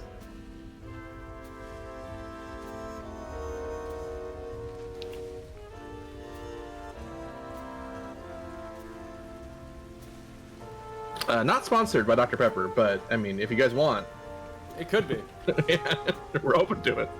I'll open more cans on stream if it helps. What do you want? You want me to open all the cans? I'll do it. I'll do anything for you, Dr. Pepper.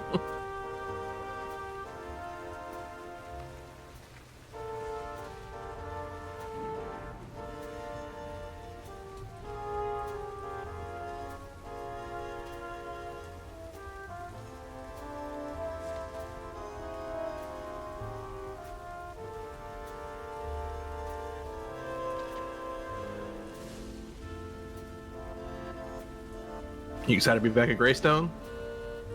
Oh yes, I'm excited to be back at Greystone. I did not know it was a smoked out irradiated hellhole. That's new. That's new. Okay, I'm back. Welcome back. I was going to ask, why is it still burning? Great Why it's still burning? question. I don't know. Is it Silent Hill? Is it like burning underneath all the time, every day? Like a hellhole? I assure you, it was not like that. Kira's like, I did not leave it this way. I'm just gonna move the mic over here. Hopefully it's not too close. Yay.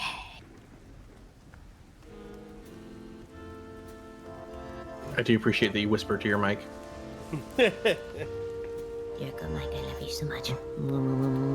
Trying to appease the machine spirit inside. It's like, please keep working for me and don't go out like you sometimes do. Please don't do that. Please don't do that. It would be so cool if you didn't do that. No. Oh dear God. Ugh. Oh my God.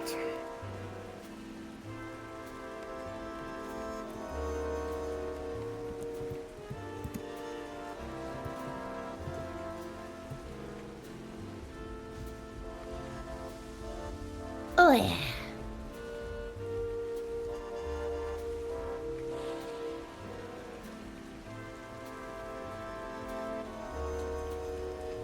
How are you enjoying your accommodations, Sarah? Oh, they're fine. It's a decent little hotel.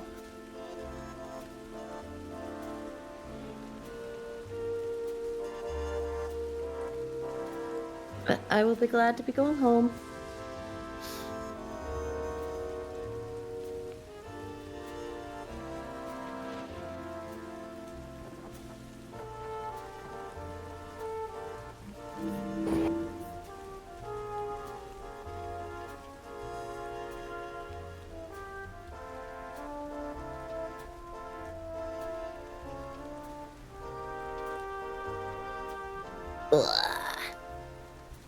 Indeed.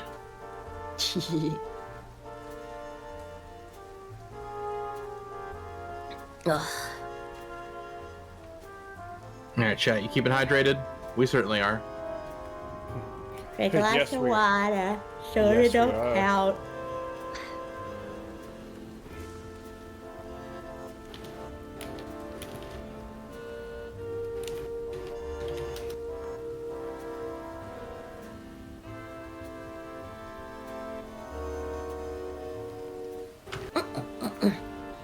Oh, dang it. I'm gonna put you back over here, Mike.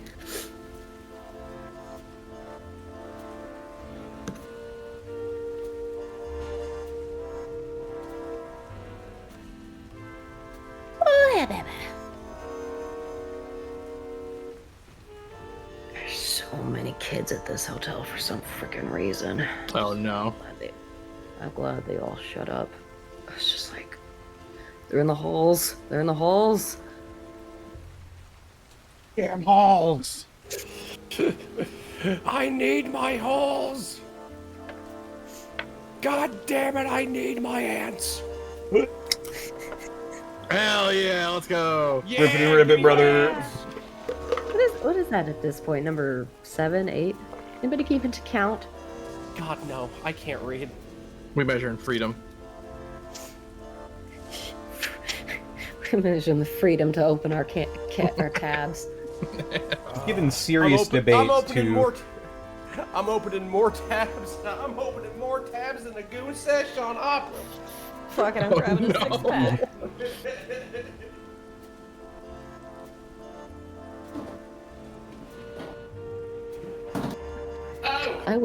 I wasted 12 fucking cans of this, but it was goddamn worth it. Cheers, man. I'll drink to that. Hell yeah.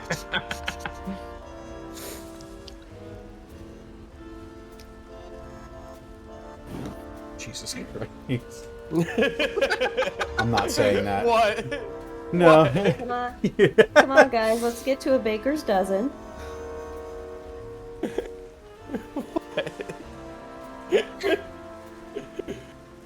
Oh God, Come on, no! big cat, what's wrong? It's not finished yet. The joke needs to percolate. Damn. So he's to cook. I was trying to figure like you're cracking open more cold ones than someone at a baby seal convention or something. Holy shit. Than a caveman at a baby seal convention or something. No, yeah. Cracking more tops than a caveman at a baby seal convention. There you go. That works. But they're cold ones. That's why they gotta be seals. Yeah. Those poor seals.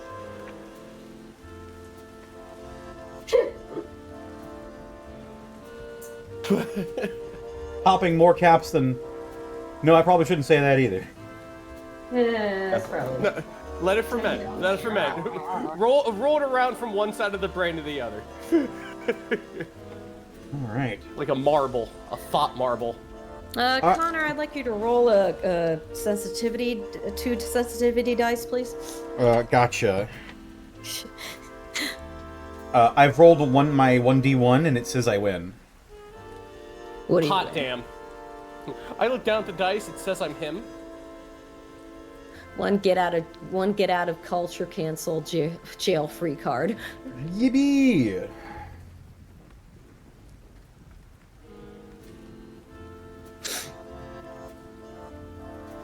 Can't believe I used it for a joke. Instead of using it until Are you after kidding? my That's the first career thing I takes can off. imagine you do. That's like the first thing.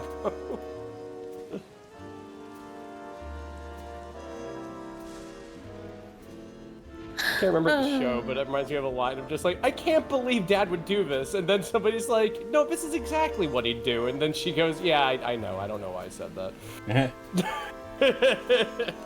Cracking open more cold ones than a burglar at an Alaskan bank.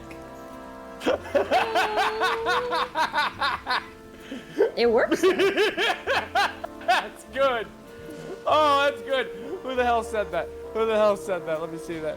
Oh, Mad Monk. Oh, Mad Monk. That made me laugh. That made me laugh real good.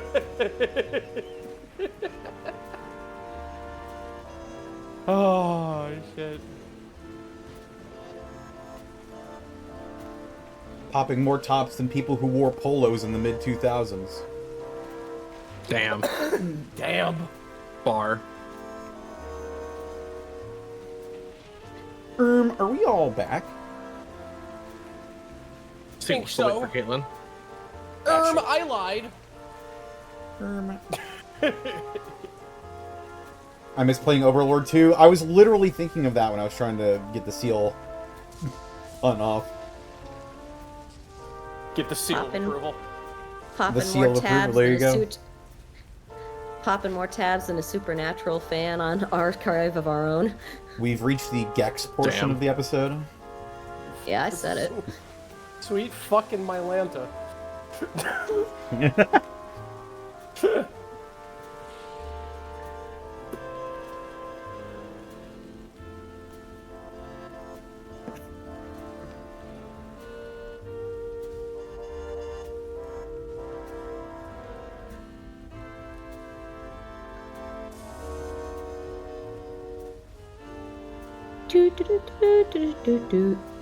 That's what I'm saying.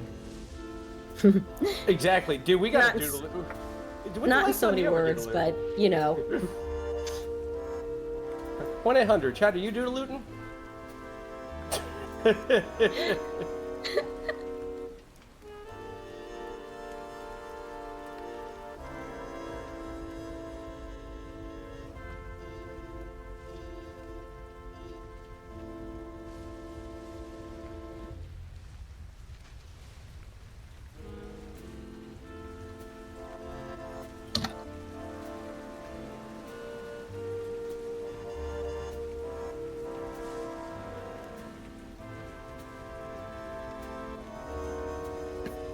Well, at least if you turn in all of those soda can tabs, you can get something, I think. Well spoken, well spoken. Indeed. You know, if you turn it in, you can get... Anyway.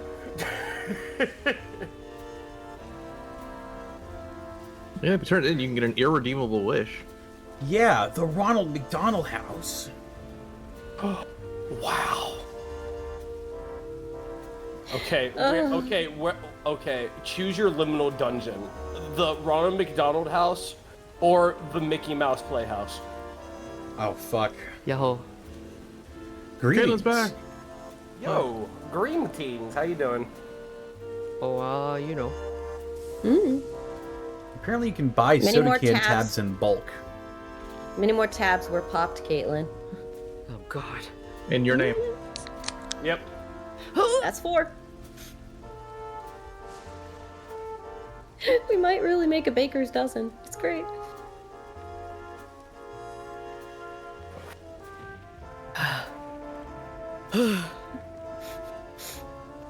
Free ice cream for the class? Hell yeah. You don't hear the sound of a refreshing beverage being opened. How dare you? You don't see me opening up a can.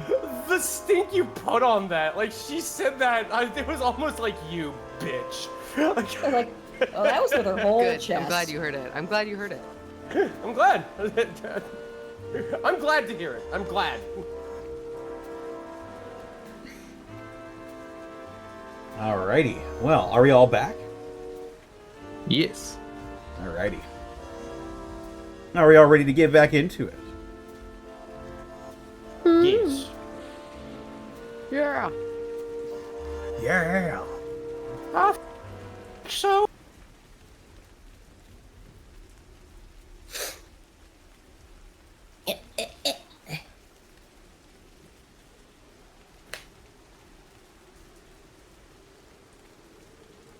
Then as you pull up to the settlement that was once known as Greystone, Alvin, you look over the debris of all the buildings scattered about. There's maybe only a couple of buildings left over at this point. The rest is smoldering rubble before you, and certainly a change from the last time you saw this place. Holy shit, what the hell? And my pit boy is still just going. Oh yes, your Pip-Boy's Geiger counter is currently just going off right now. Fuck, man! Sorry, Urshan. This place is Damn it. especially fucking spicy. Goddamn You're gonna- Piers. Jet can't use half the goddamn shit here. It's gonna be all radiated. Let alone dragging it back. Well, I mean, I can help with some things, but yeah. I've got... Shit, I only got... Looks again yet, yeah. I got 1 Rad X to my name, so... Let me look at my pack. Yeah, I got Nothing that's gonna be of any use. Well, I'm decently good at, the whole scrounging around for shit and you don't get affected. How about maybe I take a red axe and me and Cynthia go in and try to do a preliminary scout around to see what's what. You guys stay here for now. Well, yeah, I haven't been here since I was a kid. I'd be shit at looking for it.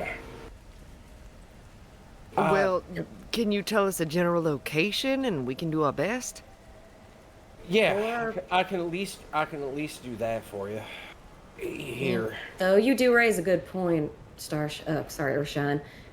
Even if it is a bit winces as she tries to put this a little more delicately, different than you remember. Maybe if you'd rather go instead of me, you can have the rat axe. If you think you know your way better and can show Cynthia. Yeah, I won't let you down. All right, hands it over to him. I'll take it. All right, you take it and you feel the immunizing effects of Radex. As for this next scene here, you are immune to radiation. All right. Though I guess this does mean, oh, oops, Cynthia, you have to go. I guess that means someone else has to watch the car. Holds out hand, wiggles fingers for keys. Puts it in her pocket and walks away. You hear a faint voice call after her. That's real cold, Miss Cynthia. Real fucking cold. She pulls it out of her pocket, loads up like a baseball, and throws it. Oh, shit! Sort of rears back to grab it, lands on the back of the car hood a little bit, but she manages to do it without completely toppling over, head over heels. And that was fucking sneaky. Just smiles as she winks and walks back in. Or Gets back in the towards the front city. seat gets in the front seat next to Theo.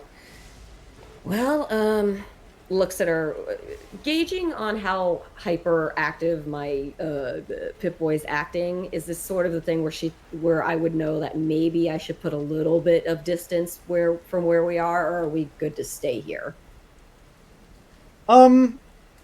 Yeah, you can eventually just find like an area of radiation that is within acceptable levels while still keeping an eye on Cynthia and Alvin.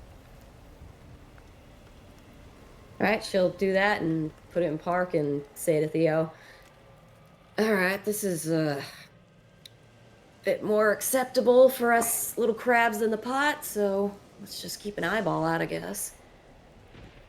Yeah, fair enough. Doesn't seem like a very large area, but there's a lot of very intense radiation going on here. God damn it! I don't know what happened. I can at least tell you this. I can tell you where me and Jet lived at. We lived across from each other. Follow me. Sure thing. Either way. All right. I don't know what the hell happened. It should all just be cold and quiet, not hot and radiated. Connor, as we're walking around, can I do any kind of roll to see what happened? Absolutely. Go ahead and roll me a wits roll. But there is something you both notice immediately. Okay. All right. As 8? you're 8, all right, I'll keep that in mind. As you're both navigating through the small settlement of destroyed buildings, you begin to see what you think are people. Oh. But upon further inspection, Alvin, you remember hearing stories that your parents would tell you about the things that happened way out in Appalachia when they were growing up.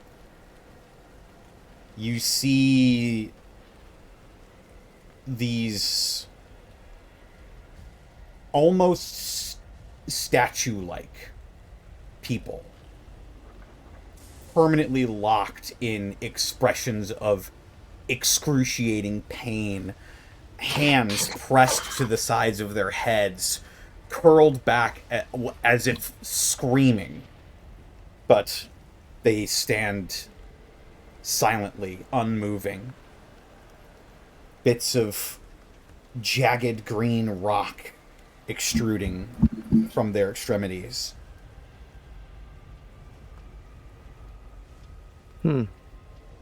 Alvin, you've heard stories of the Scorched Plague, but by the time you were growing up, it had all but been forgotten. But you know what it looks like.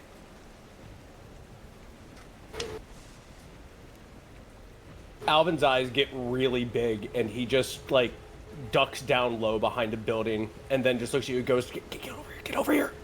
Okay. What the fuck? So they're What the moving hell? around? No. You see, They're you see a bunch of people that look like they're made of stone, just standing perfectly still, expressions of pain on their faces.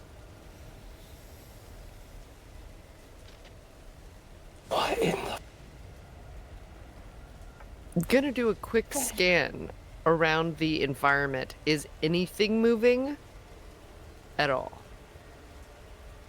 With your 8, you don't see anything that is moving. I don't like how you worded that, but okay. Also with your 8, just judging from the destruction and the fire and just the smell around here, this had to have been relatively recently. All of the destruction probably happened within the last couple of weeks or so. Wait, so what is this then? What? Those are scorched. Oh, I mean, I can understand that to a degree, but what does that mean? Oh, all right. Well, when Jet and I were real little, we were told stories about back in Appalachia, sharing that we were young when we left. We were no older than toddlers, really. So I heard stories from my daddy and Jet's mom about these things called Scorched. There's this big plague where I was from, and something happened, and people would basically turn to these big statues with these statue people with green crystals sticking out of them. Some of them, if you threw rocks, they would just turn to dust, radiation dust. But sometimes, like something out of a ghost story, you'd walk past these statues and they'd snap to life and try to rip your head off. Wait, they come to life? Not always, but they look so dissimilar from one another. Sometimes it's hard to tell. Oh my God, I could whip a rock at one of them. I mean, It might Cynthia disintegrate. readjusts her rifle. How many are there, Connor? There appear to be about a dozen of these, just littered throughout the street. It doesn't seem like there's in a big group. It just seems completely random where they froze. Well, I have an idea. What was your idea? She picks up a rock and hurls it far away from them. All right, the rock idea. Are you throwing it at one of the statues or just Nope. in between the statues? In, like, whichever direction, I don't think they'll be able to, like, tell where we're from.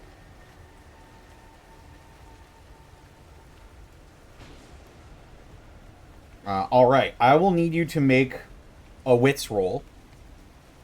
Okay, I'm scared that you asked for that, but I understand. 8. 8, okay. Not bad. Not bad. As I throw rock good. You throw rock good. Ah, thank God. It sort of lands and skids in between a couple of these statues. And you see a finger pull back this sort of rocky outer skin begin to fall away, and beneath it, this raw, pocked flesh. The being sort of stumbles out of its stupor and looks around frantically. It's you see only one of its eyes having been entirely milked over, entirely white. The other, a large crystal of glowing green material jutting out of their other socket as they begin to move around and prowl the area. Holy shit. Holy shit, it's the Scorched Plague. Holy shit. Are they hard to kill? From the stories, no, they shouldn't. They should be able to be knocked down like any man or feral ghoul or what have you. Immediately shoulders her rifle, lines up a shot, and goes for a head.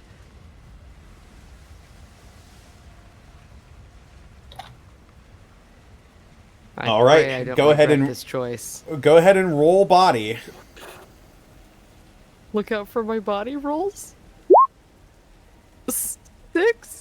6. Well, as you No. squeeze the trigger and pull off a shot, Theo and Louise, you hear a shot ring out from the town. Head jerks in the direction. Oh, what the fuck does that mean? You hit them. You hit the Scorched. But it doesn't seem to really do all that much. You hit them right in the cheekbone, and it seemed to have almost bounced off of their skin, leaving behind this sort of glowing green crater, almost chipped from its face like glass. And it turns around and hisses. Alright, plan B. Before Plan B goes off, Oh no. No. you suddenly hear...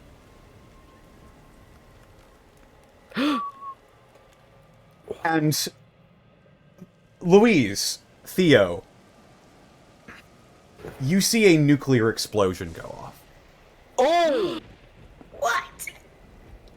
As, rumbling the earth beneath your feet, a miniature mushroom cloud erupts from the settlement of Greystone, picking up dirt, stone, debris, and radiation. Louise, you feel an extra little bit of your Geiger counter begin to tick up. Cynthia, just, Alvin, like, rocks you're the earth. fine. You're behind a building. You've both taken cover, and you're both alright. But the Scorched lived up to its name, as it is now nothing more than a black crater.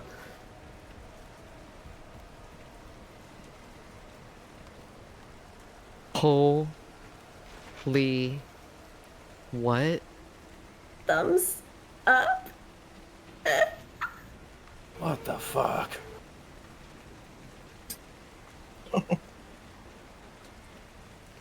Alvin? Yeah, I'm fine. What the fuck?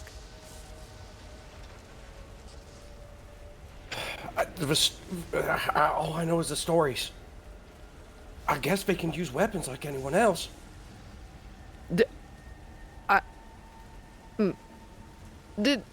Alright. Connor? Mhm. Did that come from the sky? Was that whistling a projectile? You've heard bombs falling from the sky before, Cynthia. That sounded precisely like a bomb falling from the sky.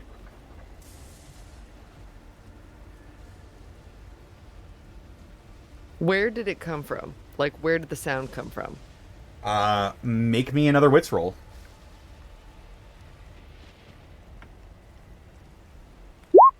10. 10. You look up, and on top of one of these apartment complexes, you see a large individual. At first, you don't recognize them as a super mutant, due to the loss of pigmentation in their skin, the sort of trademark pink and red pox enveloping the entirety of his body, large green crystals jutting out, making one of his arms appear much larger than the other, as you see a Scorched super mutant grabbing what appears to be a warhead, looking right at you, and he cocks his arm back. Alvin? Run! As you both begin to run.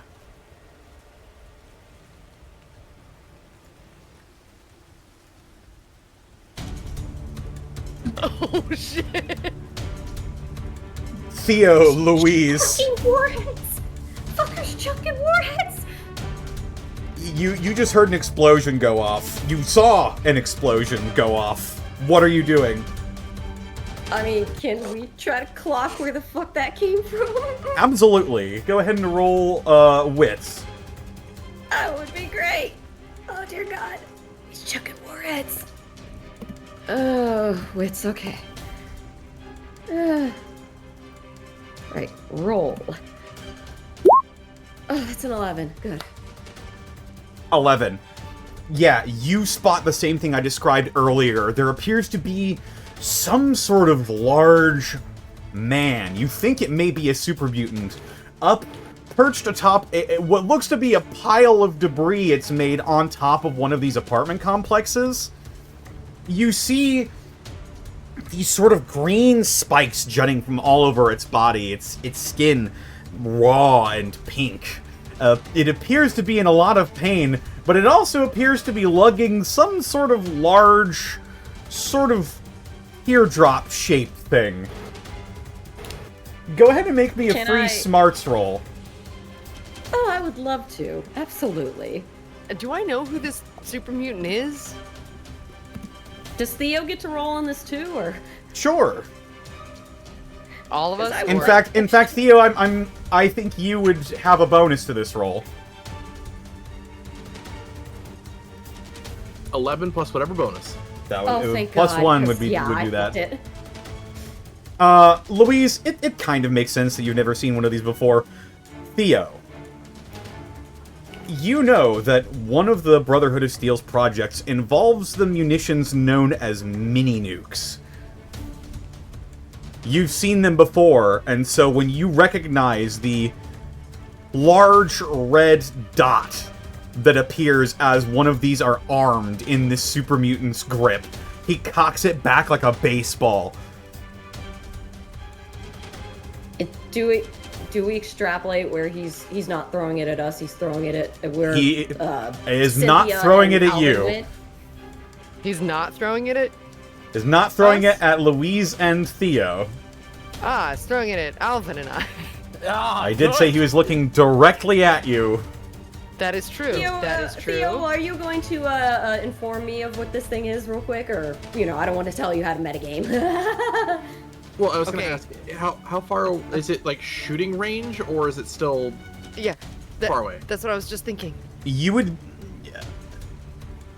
From where you are right now, out of the sort of radioactive zone of Greystone, you would need to devote one of your turns to get a little bit closer. You would be in long range at this point. Alvin and Cynthia, you are both at long Yes. range at this point. Great. Can I shoot it? You can. Okay, I'm gonna do it. God, please let it go well. As you're setting Please. that up, Yeah. Theo's gonna kind of call out, Luis, get in the car, punch it, drive me closer to the west. I need to get on that ridge. She jumps and she's like, what the fuck is going on? Cynthia, while running and reloading the rifle, is like, Alvin, I'm so sorry. I hope this works. It didn't. It's 4. As you see Cynthia dart out from cover and go and try and squeeze off a shot, Cynthia, the exact same thing happens. You hit him dead in the chest where you think his heart would be, but the bullet just embeds in the knotted mass of toughened super mutant flesh, as well as whatever sort of fortifying properties this Scorched plague, or whatever Alvin said, might be giving to him defensively. You see him let loose the mini-nuke. But I'm gonna, but you are the $1 million woman. You can do things others are not necessarily capable of. You have another action. Do I really? Yeah, remember your perk? That's true. Could I, if Theo, if I understand what's going on, can I do one thing to assist if it'll be allowed?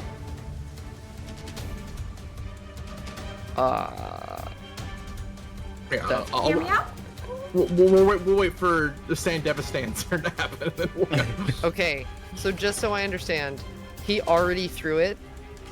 It is in air at this moment, but it is not upon you just yet.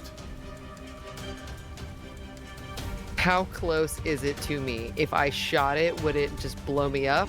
Or is it like... If you shot it, it would explode in midair. Since you're immune to radiation, it would do probably minimal damage to you, you think. It might not be entirely safe, but it would be a damn sight better than letting it hit the ground. Gonna do it then. Gonna do...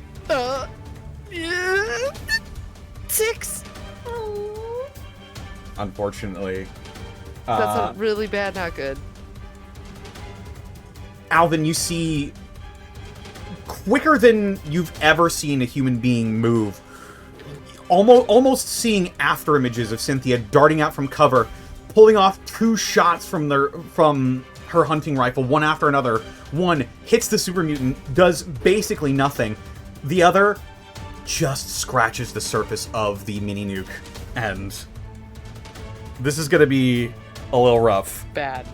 Yeah, I know. Then you're fully healed. And my armor is, as the kids might say, red. Cynthia, you do your level best to try and get out of the way of this thing's flight path as it hits the ground. You make it just far away enough to not get caught directly in the epicenter of the explosion, but you are taking 8 damage. Oh.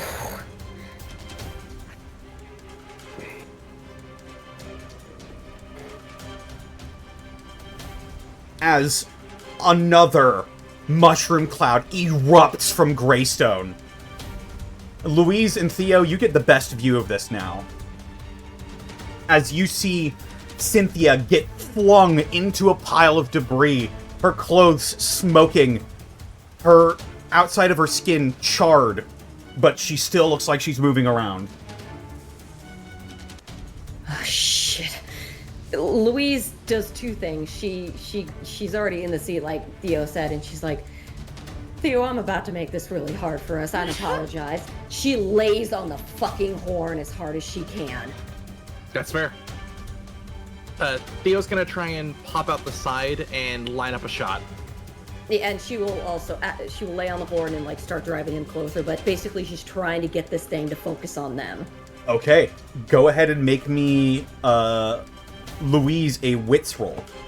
As you are acting defensively now, making yourself a distraction. All right. Oh, that's an 8. Okay, not bad, not bad. An 8. All right. The super mutant, as you lay on the horn,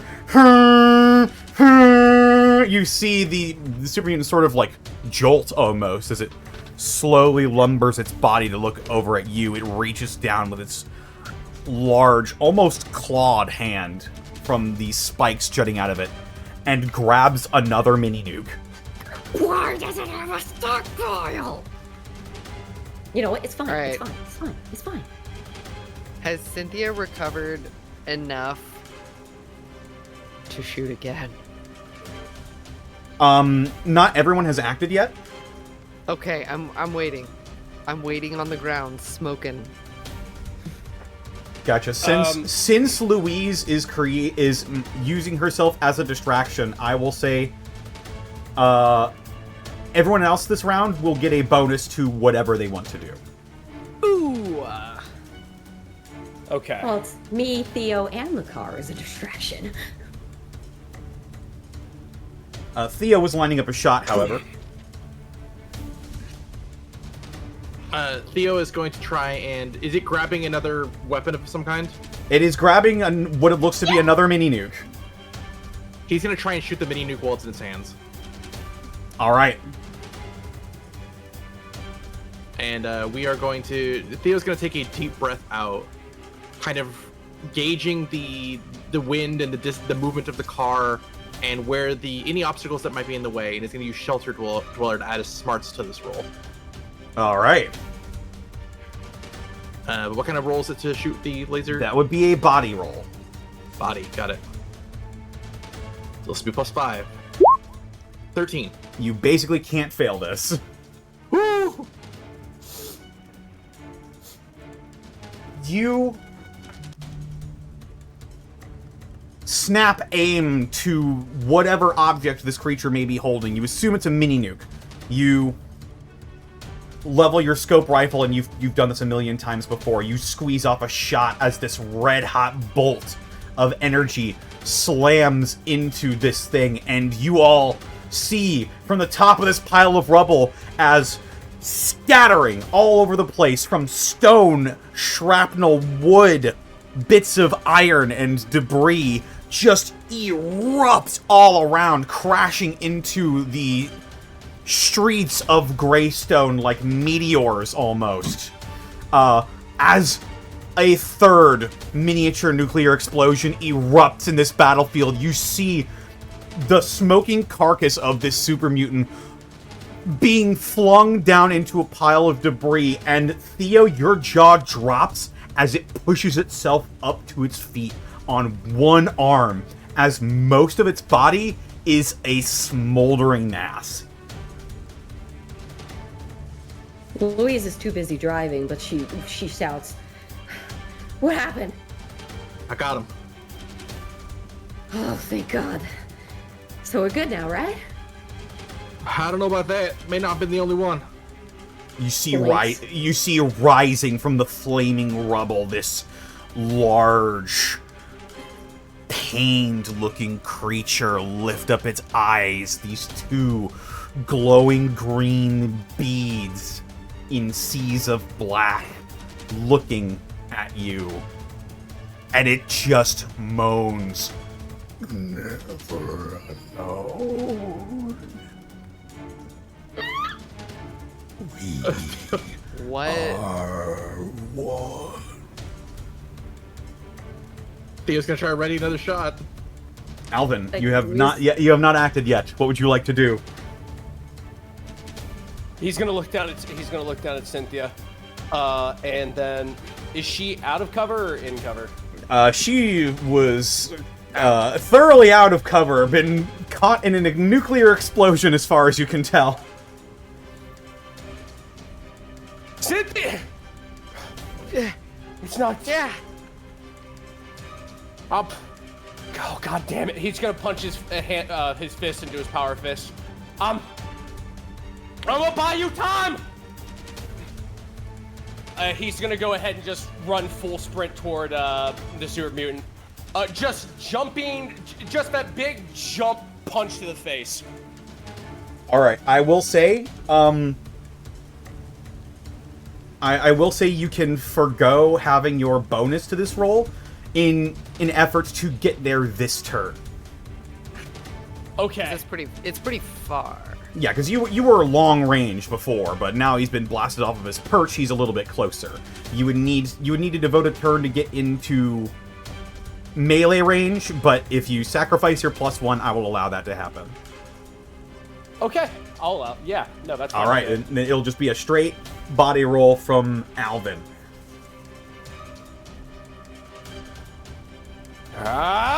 8. 8.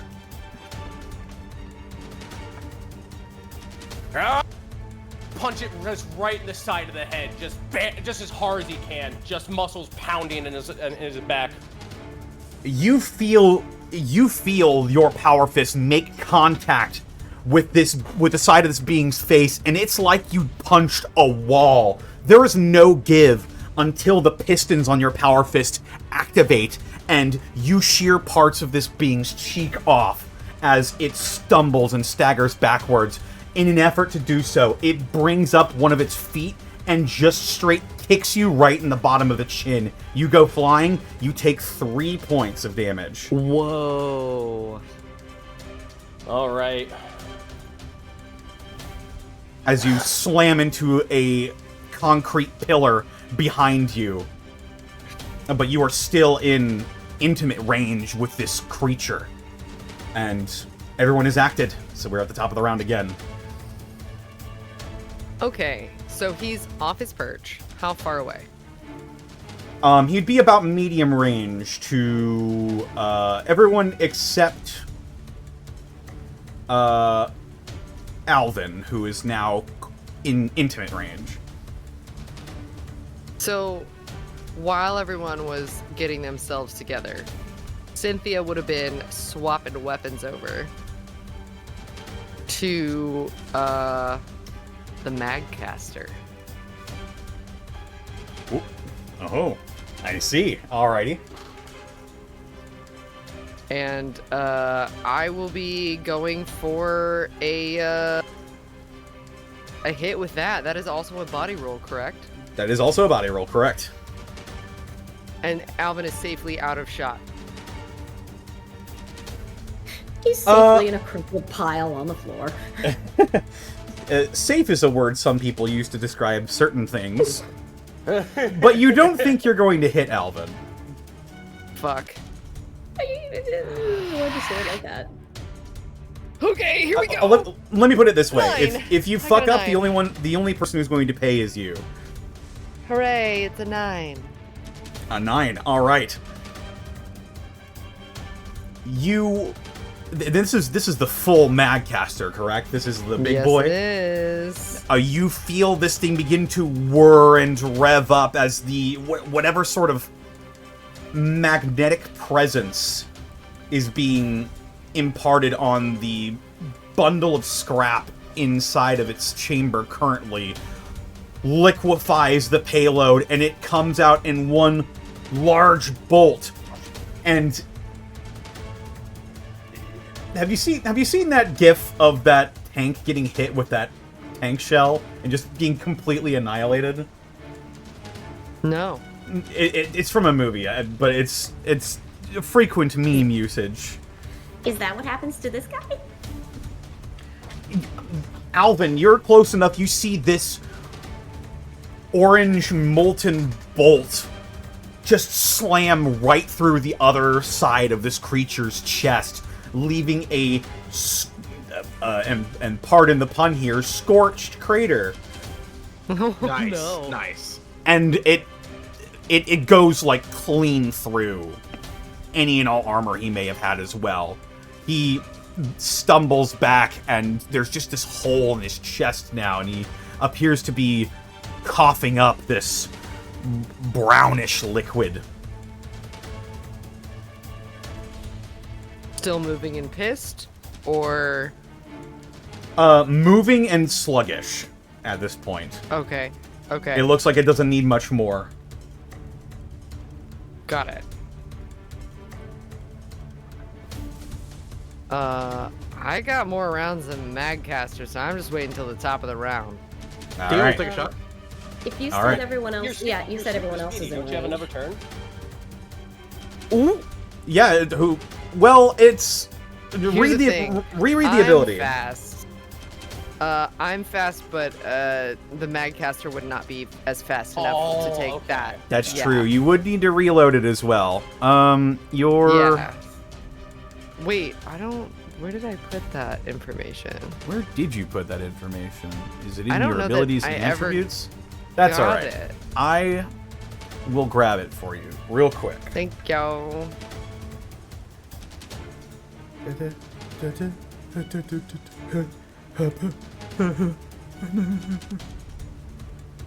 Speaking of golf, I guess I got a hole in one. Nice. Hole in one. You did That's, roll a 9. You did roll a 9 though. Caitlin, I'll drink to that. God damn! Why did you make it? In Could've been a victory retaliation, for me.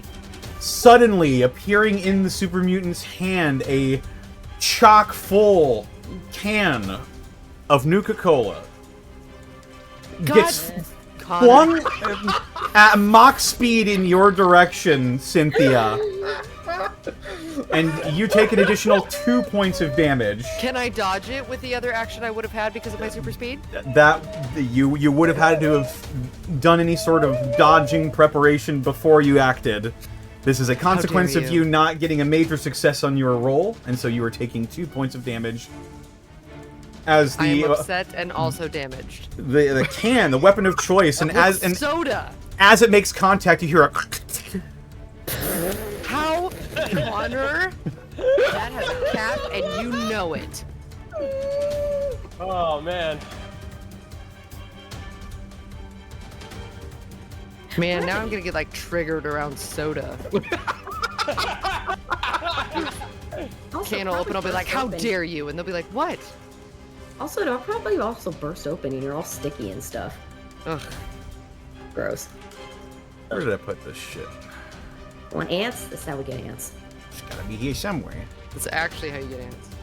Yeah, radioactive ants. Rat ants, we're calling them. All right, here we go. Cynthia, faster, stronger, better than before. Cynthia's coarser body is equipped with several bionic upgrades. Once per combat, you may take 2 actions instead of one. So that's once per combat, but since it wasn't on your sheet and it's been a while, I'll just go ahead and say that you get a free use of it.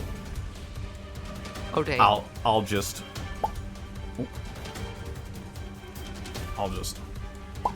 there you go. All right, I put it at the bottom of your sheet there. Thank you. Thank you. Popcat. Popcat. Vocal stimming. Thank you. So if you'd like to use that again now, you can. To But be you would- mad? I mean, sure. I'm mad a lot faster now. Well, maybe to reload the uselessly. Magcaster if that's your Well, if goal. you reload it I- now, then you'll be able to use it right away next turn. Oh, I'm definitely reloading it right now. All right. I am peeved that I have been hit with soda. Theo's gonna. For 1 week. Your brow's gonna- furrowed. Go ahead and roll me a wits roll, Who? Cynthia. Me? Yeah. 9. Okay. You throw in another pile of scrap metal and it begins to quickly liquefy. And you've successfully reloaded the Magcaster. Woo! All right, Theo, take a shot at this guy's face. What's left of it? go for it. Come on, Theo. 8.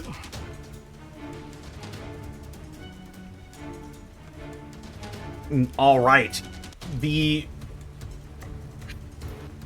creature, off its perch but still looking for things to throw, just grabs a handful of debris, and seeing Alvin have like slam back first into a concrete pillar, turns its attention to you, and almost simultaneously as it lets a pile of rocks and pebbles slip from its grasp like shotgun pellets, your laser slams into this being's face, and your own face getting hit with a bunch of rocks as you too are taking 2 points of damage. Okay.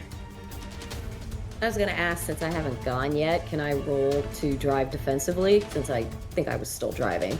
Sure, absolutely. And is that a wits roll? That's a wits roll, yes. That's 9. 9, alright. The next source of damage you take is reduced by half. Does incendiary do anything in addition to this for the rifle? Incendiary, it seems the energy weapon is taking a bit more than your regular bullets. Mm-hmm. Seems to be doing more damage than just straight up lead. Got it. No, that'll be Theo's action. All right. I will kick off the. Basically, just kick off the pillar that I got slammed into, and then just run back in. I'm gonna go for an uppercut to this thing. All right. Oh my god, you just ran in. Oh my god. And Roll that body. 10. That's a 10.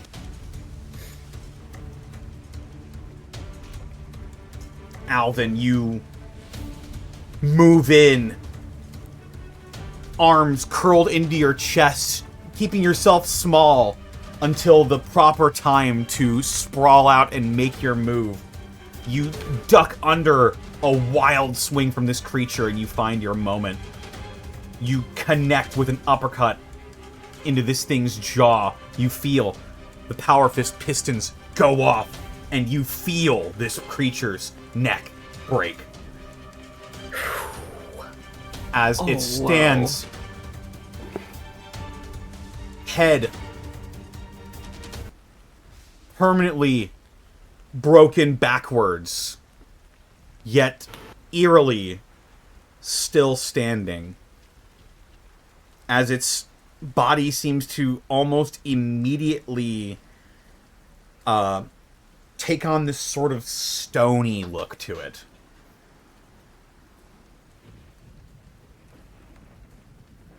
You motherfuck. You hear gurgling with its last breath, unable to even look at you due to its injuries, its mutations, and whatever was affecting its body. Never alone.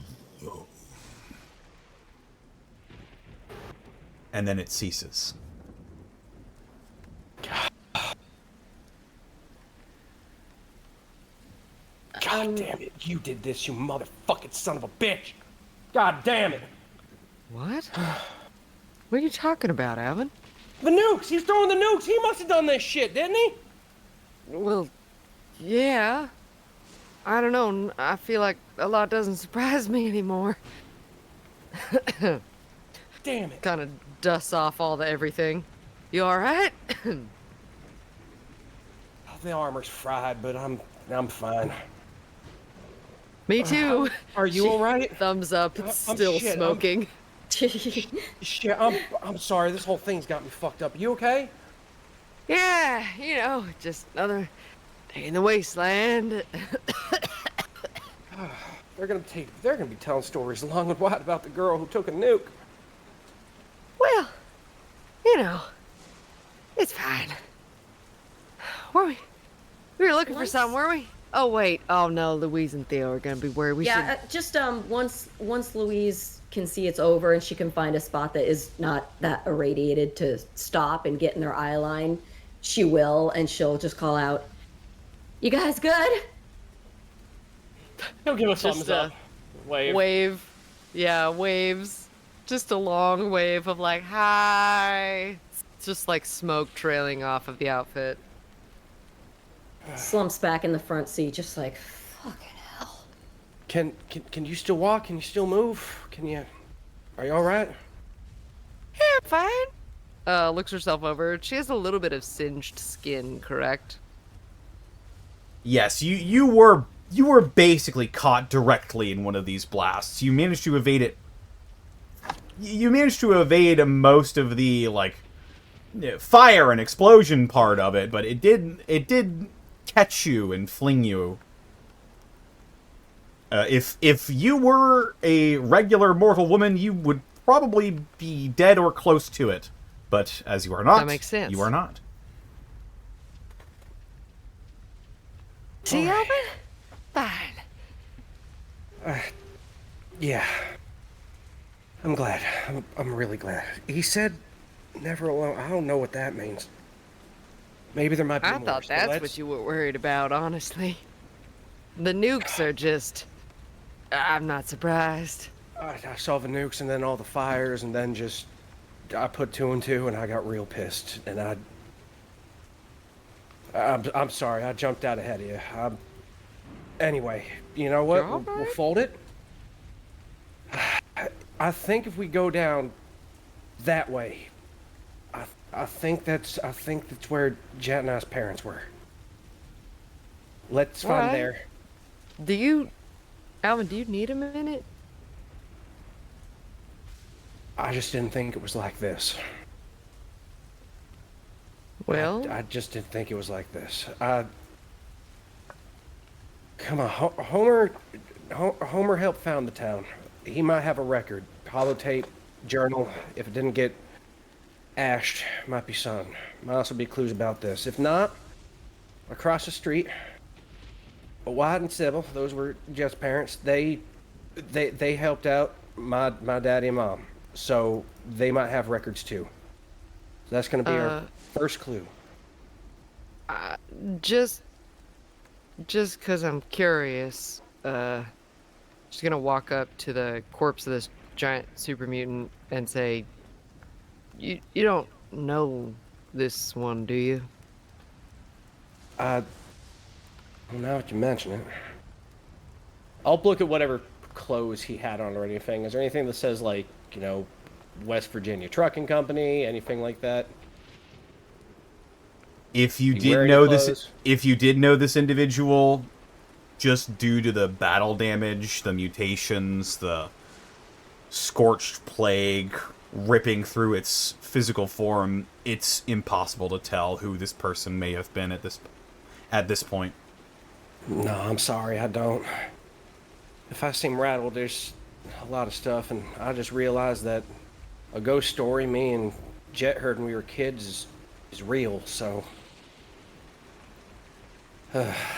hell, this is a nightmare. Alright, Yeah. this way. And sorry, I know I'm maybe not reacting quite as... I don't know.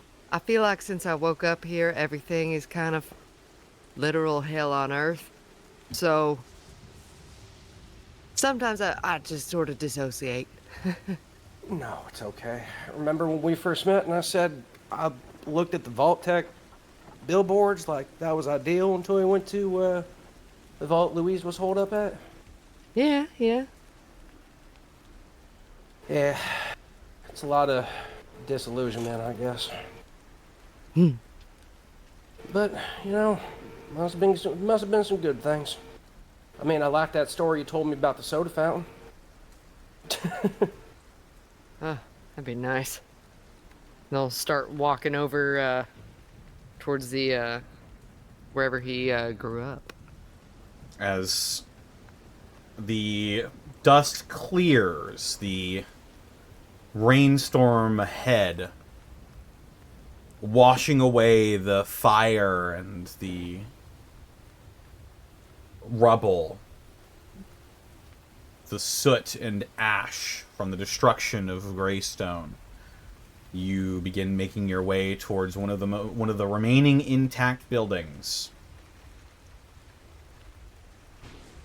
And as you prepare to search for this fabled ultrasite, you've seen the consequences of its presence here. As for what you might find, that will we have to be left for another day, as that is where we're going to end today's session. Connor, what the fuck? Lamau. Did you Lamau. just Lamau us? Yeah. Lamau. Lol. You know what I How think? I think that deserves a dark. drink. No. You're so right. Oh, hell yeah. Don't. A No. crisp, cold, refreshing pain. beverage. How dare you? Well, everyone, that was a pretty fun episode in my estimation, and I hope you all enjoyed it as well. Where the freak is my music? Where is... There it is. Whoop!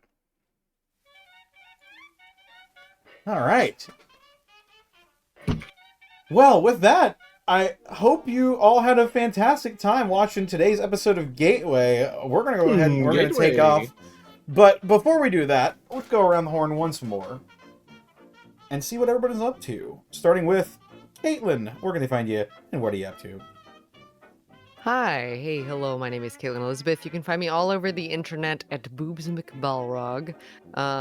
You can hear me being really annoyed at soda cans opening on the regular, usually on Saturdays, yeah. Yeah, I don't know. Please go watch Bullet Bullet. I love that anime. I'm really proud of my work in it. You even get to hear me sing, kind of. Oh, neat. I won't Yahoo. explain that anymore. Okay, fair enough. It's a very emotional performance of singing. Anyway, yeah, me. Yippee!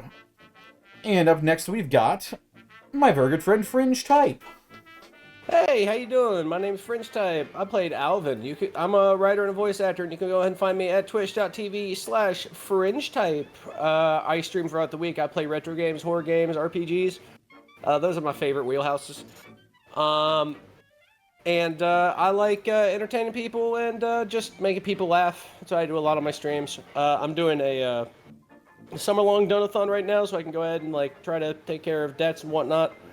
And for the month of August, I'm playing Abiotic Factor, which is a really, really fun game. It's a Half-Life craft builder, very fun. I also, like I said beforehand, I'm a writer. I've been writing for a horror RPG I've been wanting to make for a good long while. I've been working on and off that for about 2-ish years. And I got the story tamped down for the most part. I've always thought about drafts and it's finished, but I'm a writer, so, you're in the show, you have a thought, you're like, oh, that would be fun, and you just keep polishing it. I'm just about done with that. And I'm also working on a radio show. I have an aspiration to make a dark sci-fi-ish horror radio show that you can listen to on YouTube. And I've been scripting that out, and I think that'll be pretty fun. Nothing to announce about that yet, but that's something I got going on. And if you want to hear more stories about that, and just more stories in general while you watch science and crafting, just come on down to twitch.tv/FrenchType, and that'll be the, I'll do my utmost to entertain you. Absolutely. And that's me. Right on. And up next we've got Sarah. I'm on Blue Sky and YouTube at Sarah with Anthony Willia. Yeah, like I said, not much to be back Thursday with Fringe to do more of that, and I forget what's happening next Saturday, but we'll see. Yay! Yippee! And up next we've got Xanalyst Grim. Hey, that's me! Do you like TTRPGs? Boy, howdy do I like TTRPGs. If you want to see TTRPGs with me in them, you can catch me over at twitch.tv/BurnoutVaughn.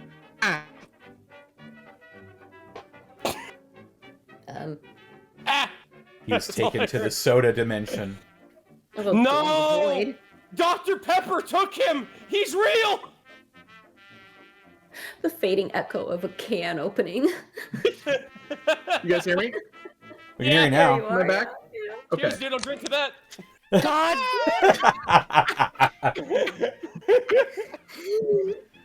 I just very vividly imagine Zan getting taken by Pepsi Man. Pepsi Man!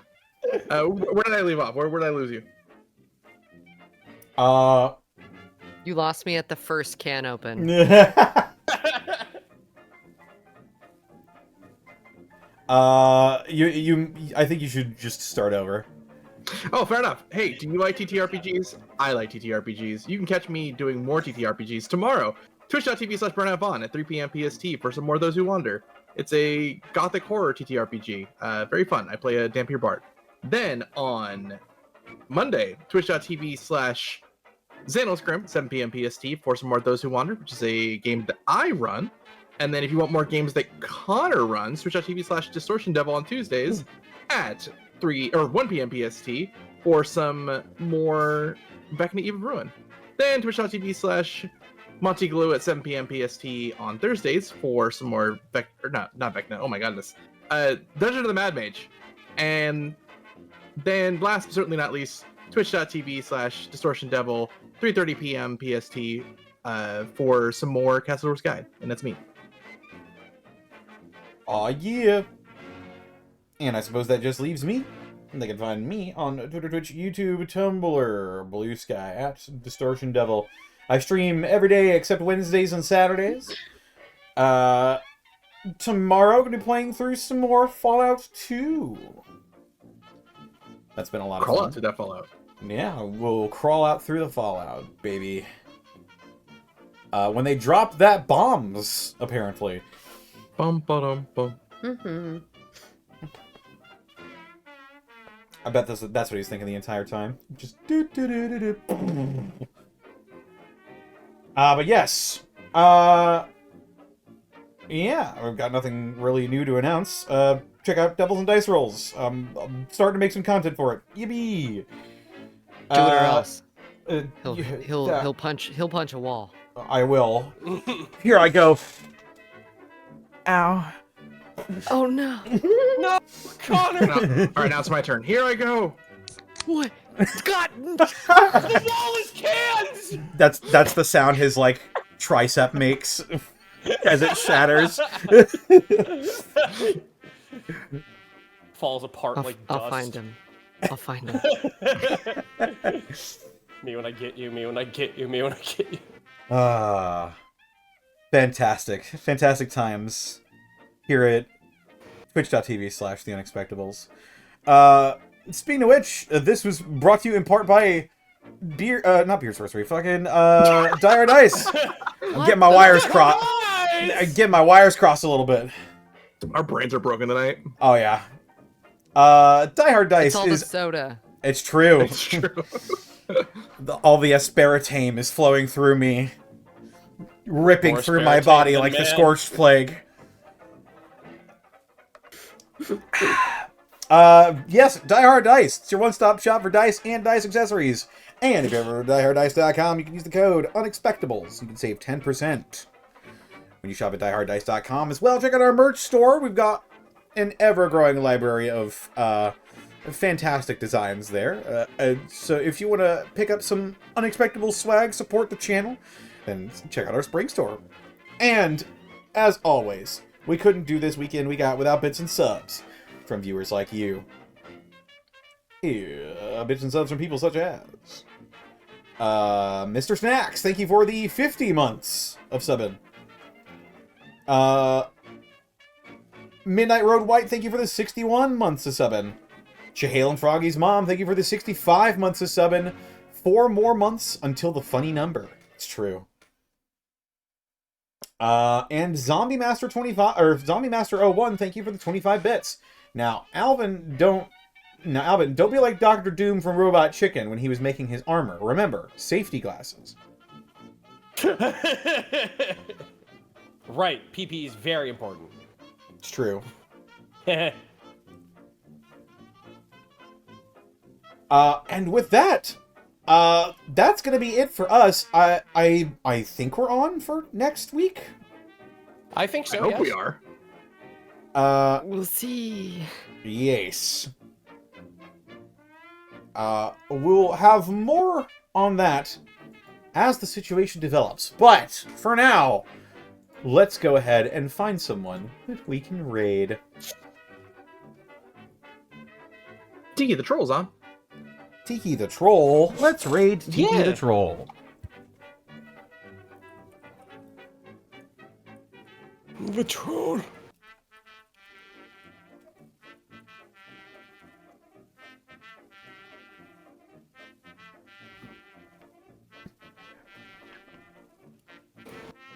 Our raiders will be opens can. How dare you? How dare you? Jennifer Coolidge, how dare you? All No, right. you hit us with the Jennifer Coolidge. Oh no. How really messed could up. you? I cannot believe How that you could- would do this to me. All right, crack open some cold ones for me, chat, and we'll see you next time on Gateway. Bye-bye for now, everyone. Bye-bye. Bye-bye. Bye. No, Coolidge. Just crack I open a didn't think can you'd be right able now. to ever hit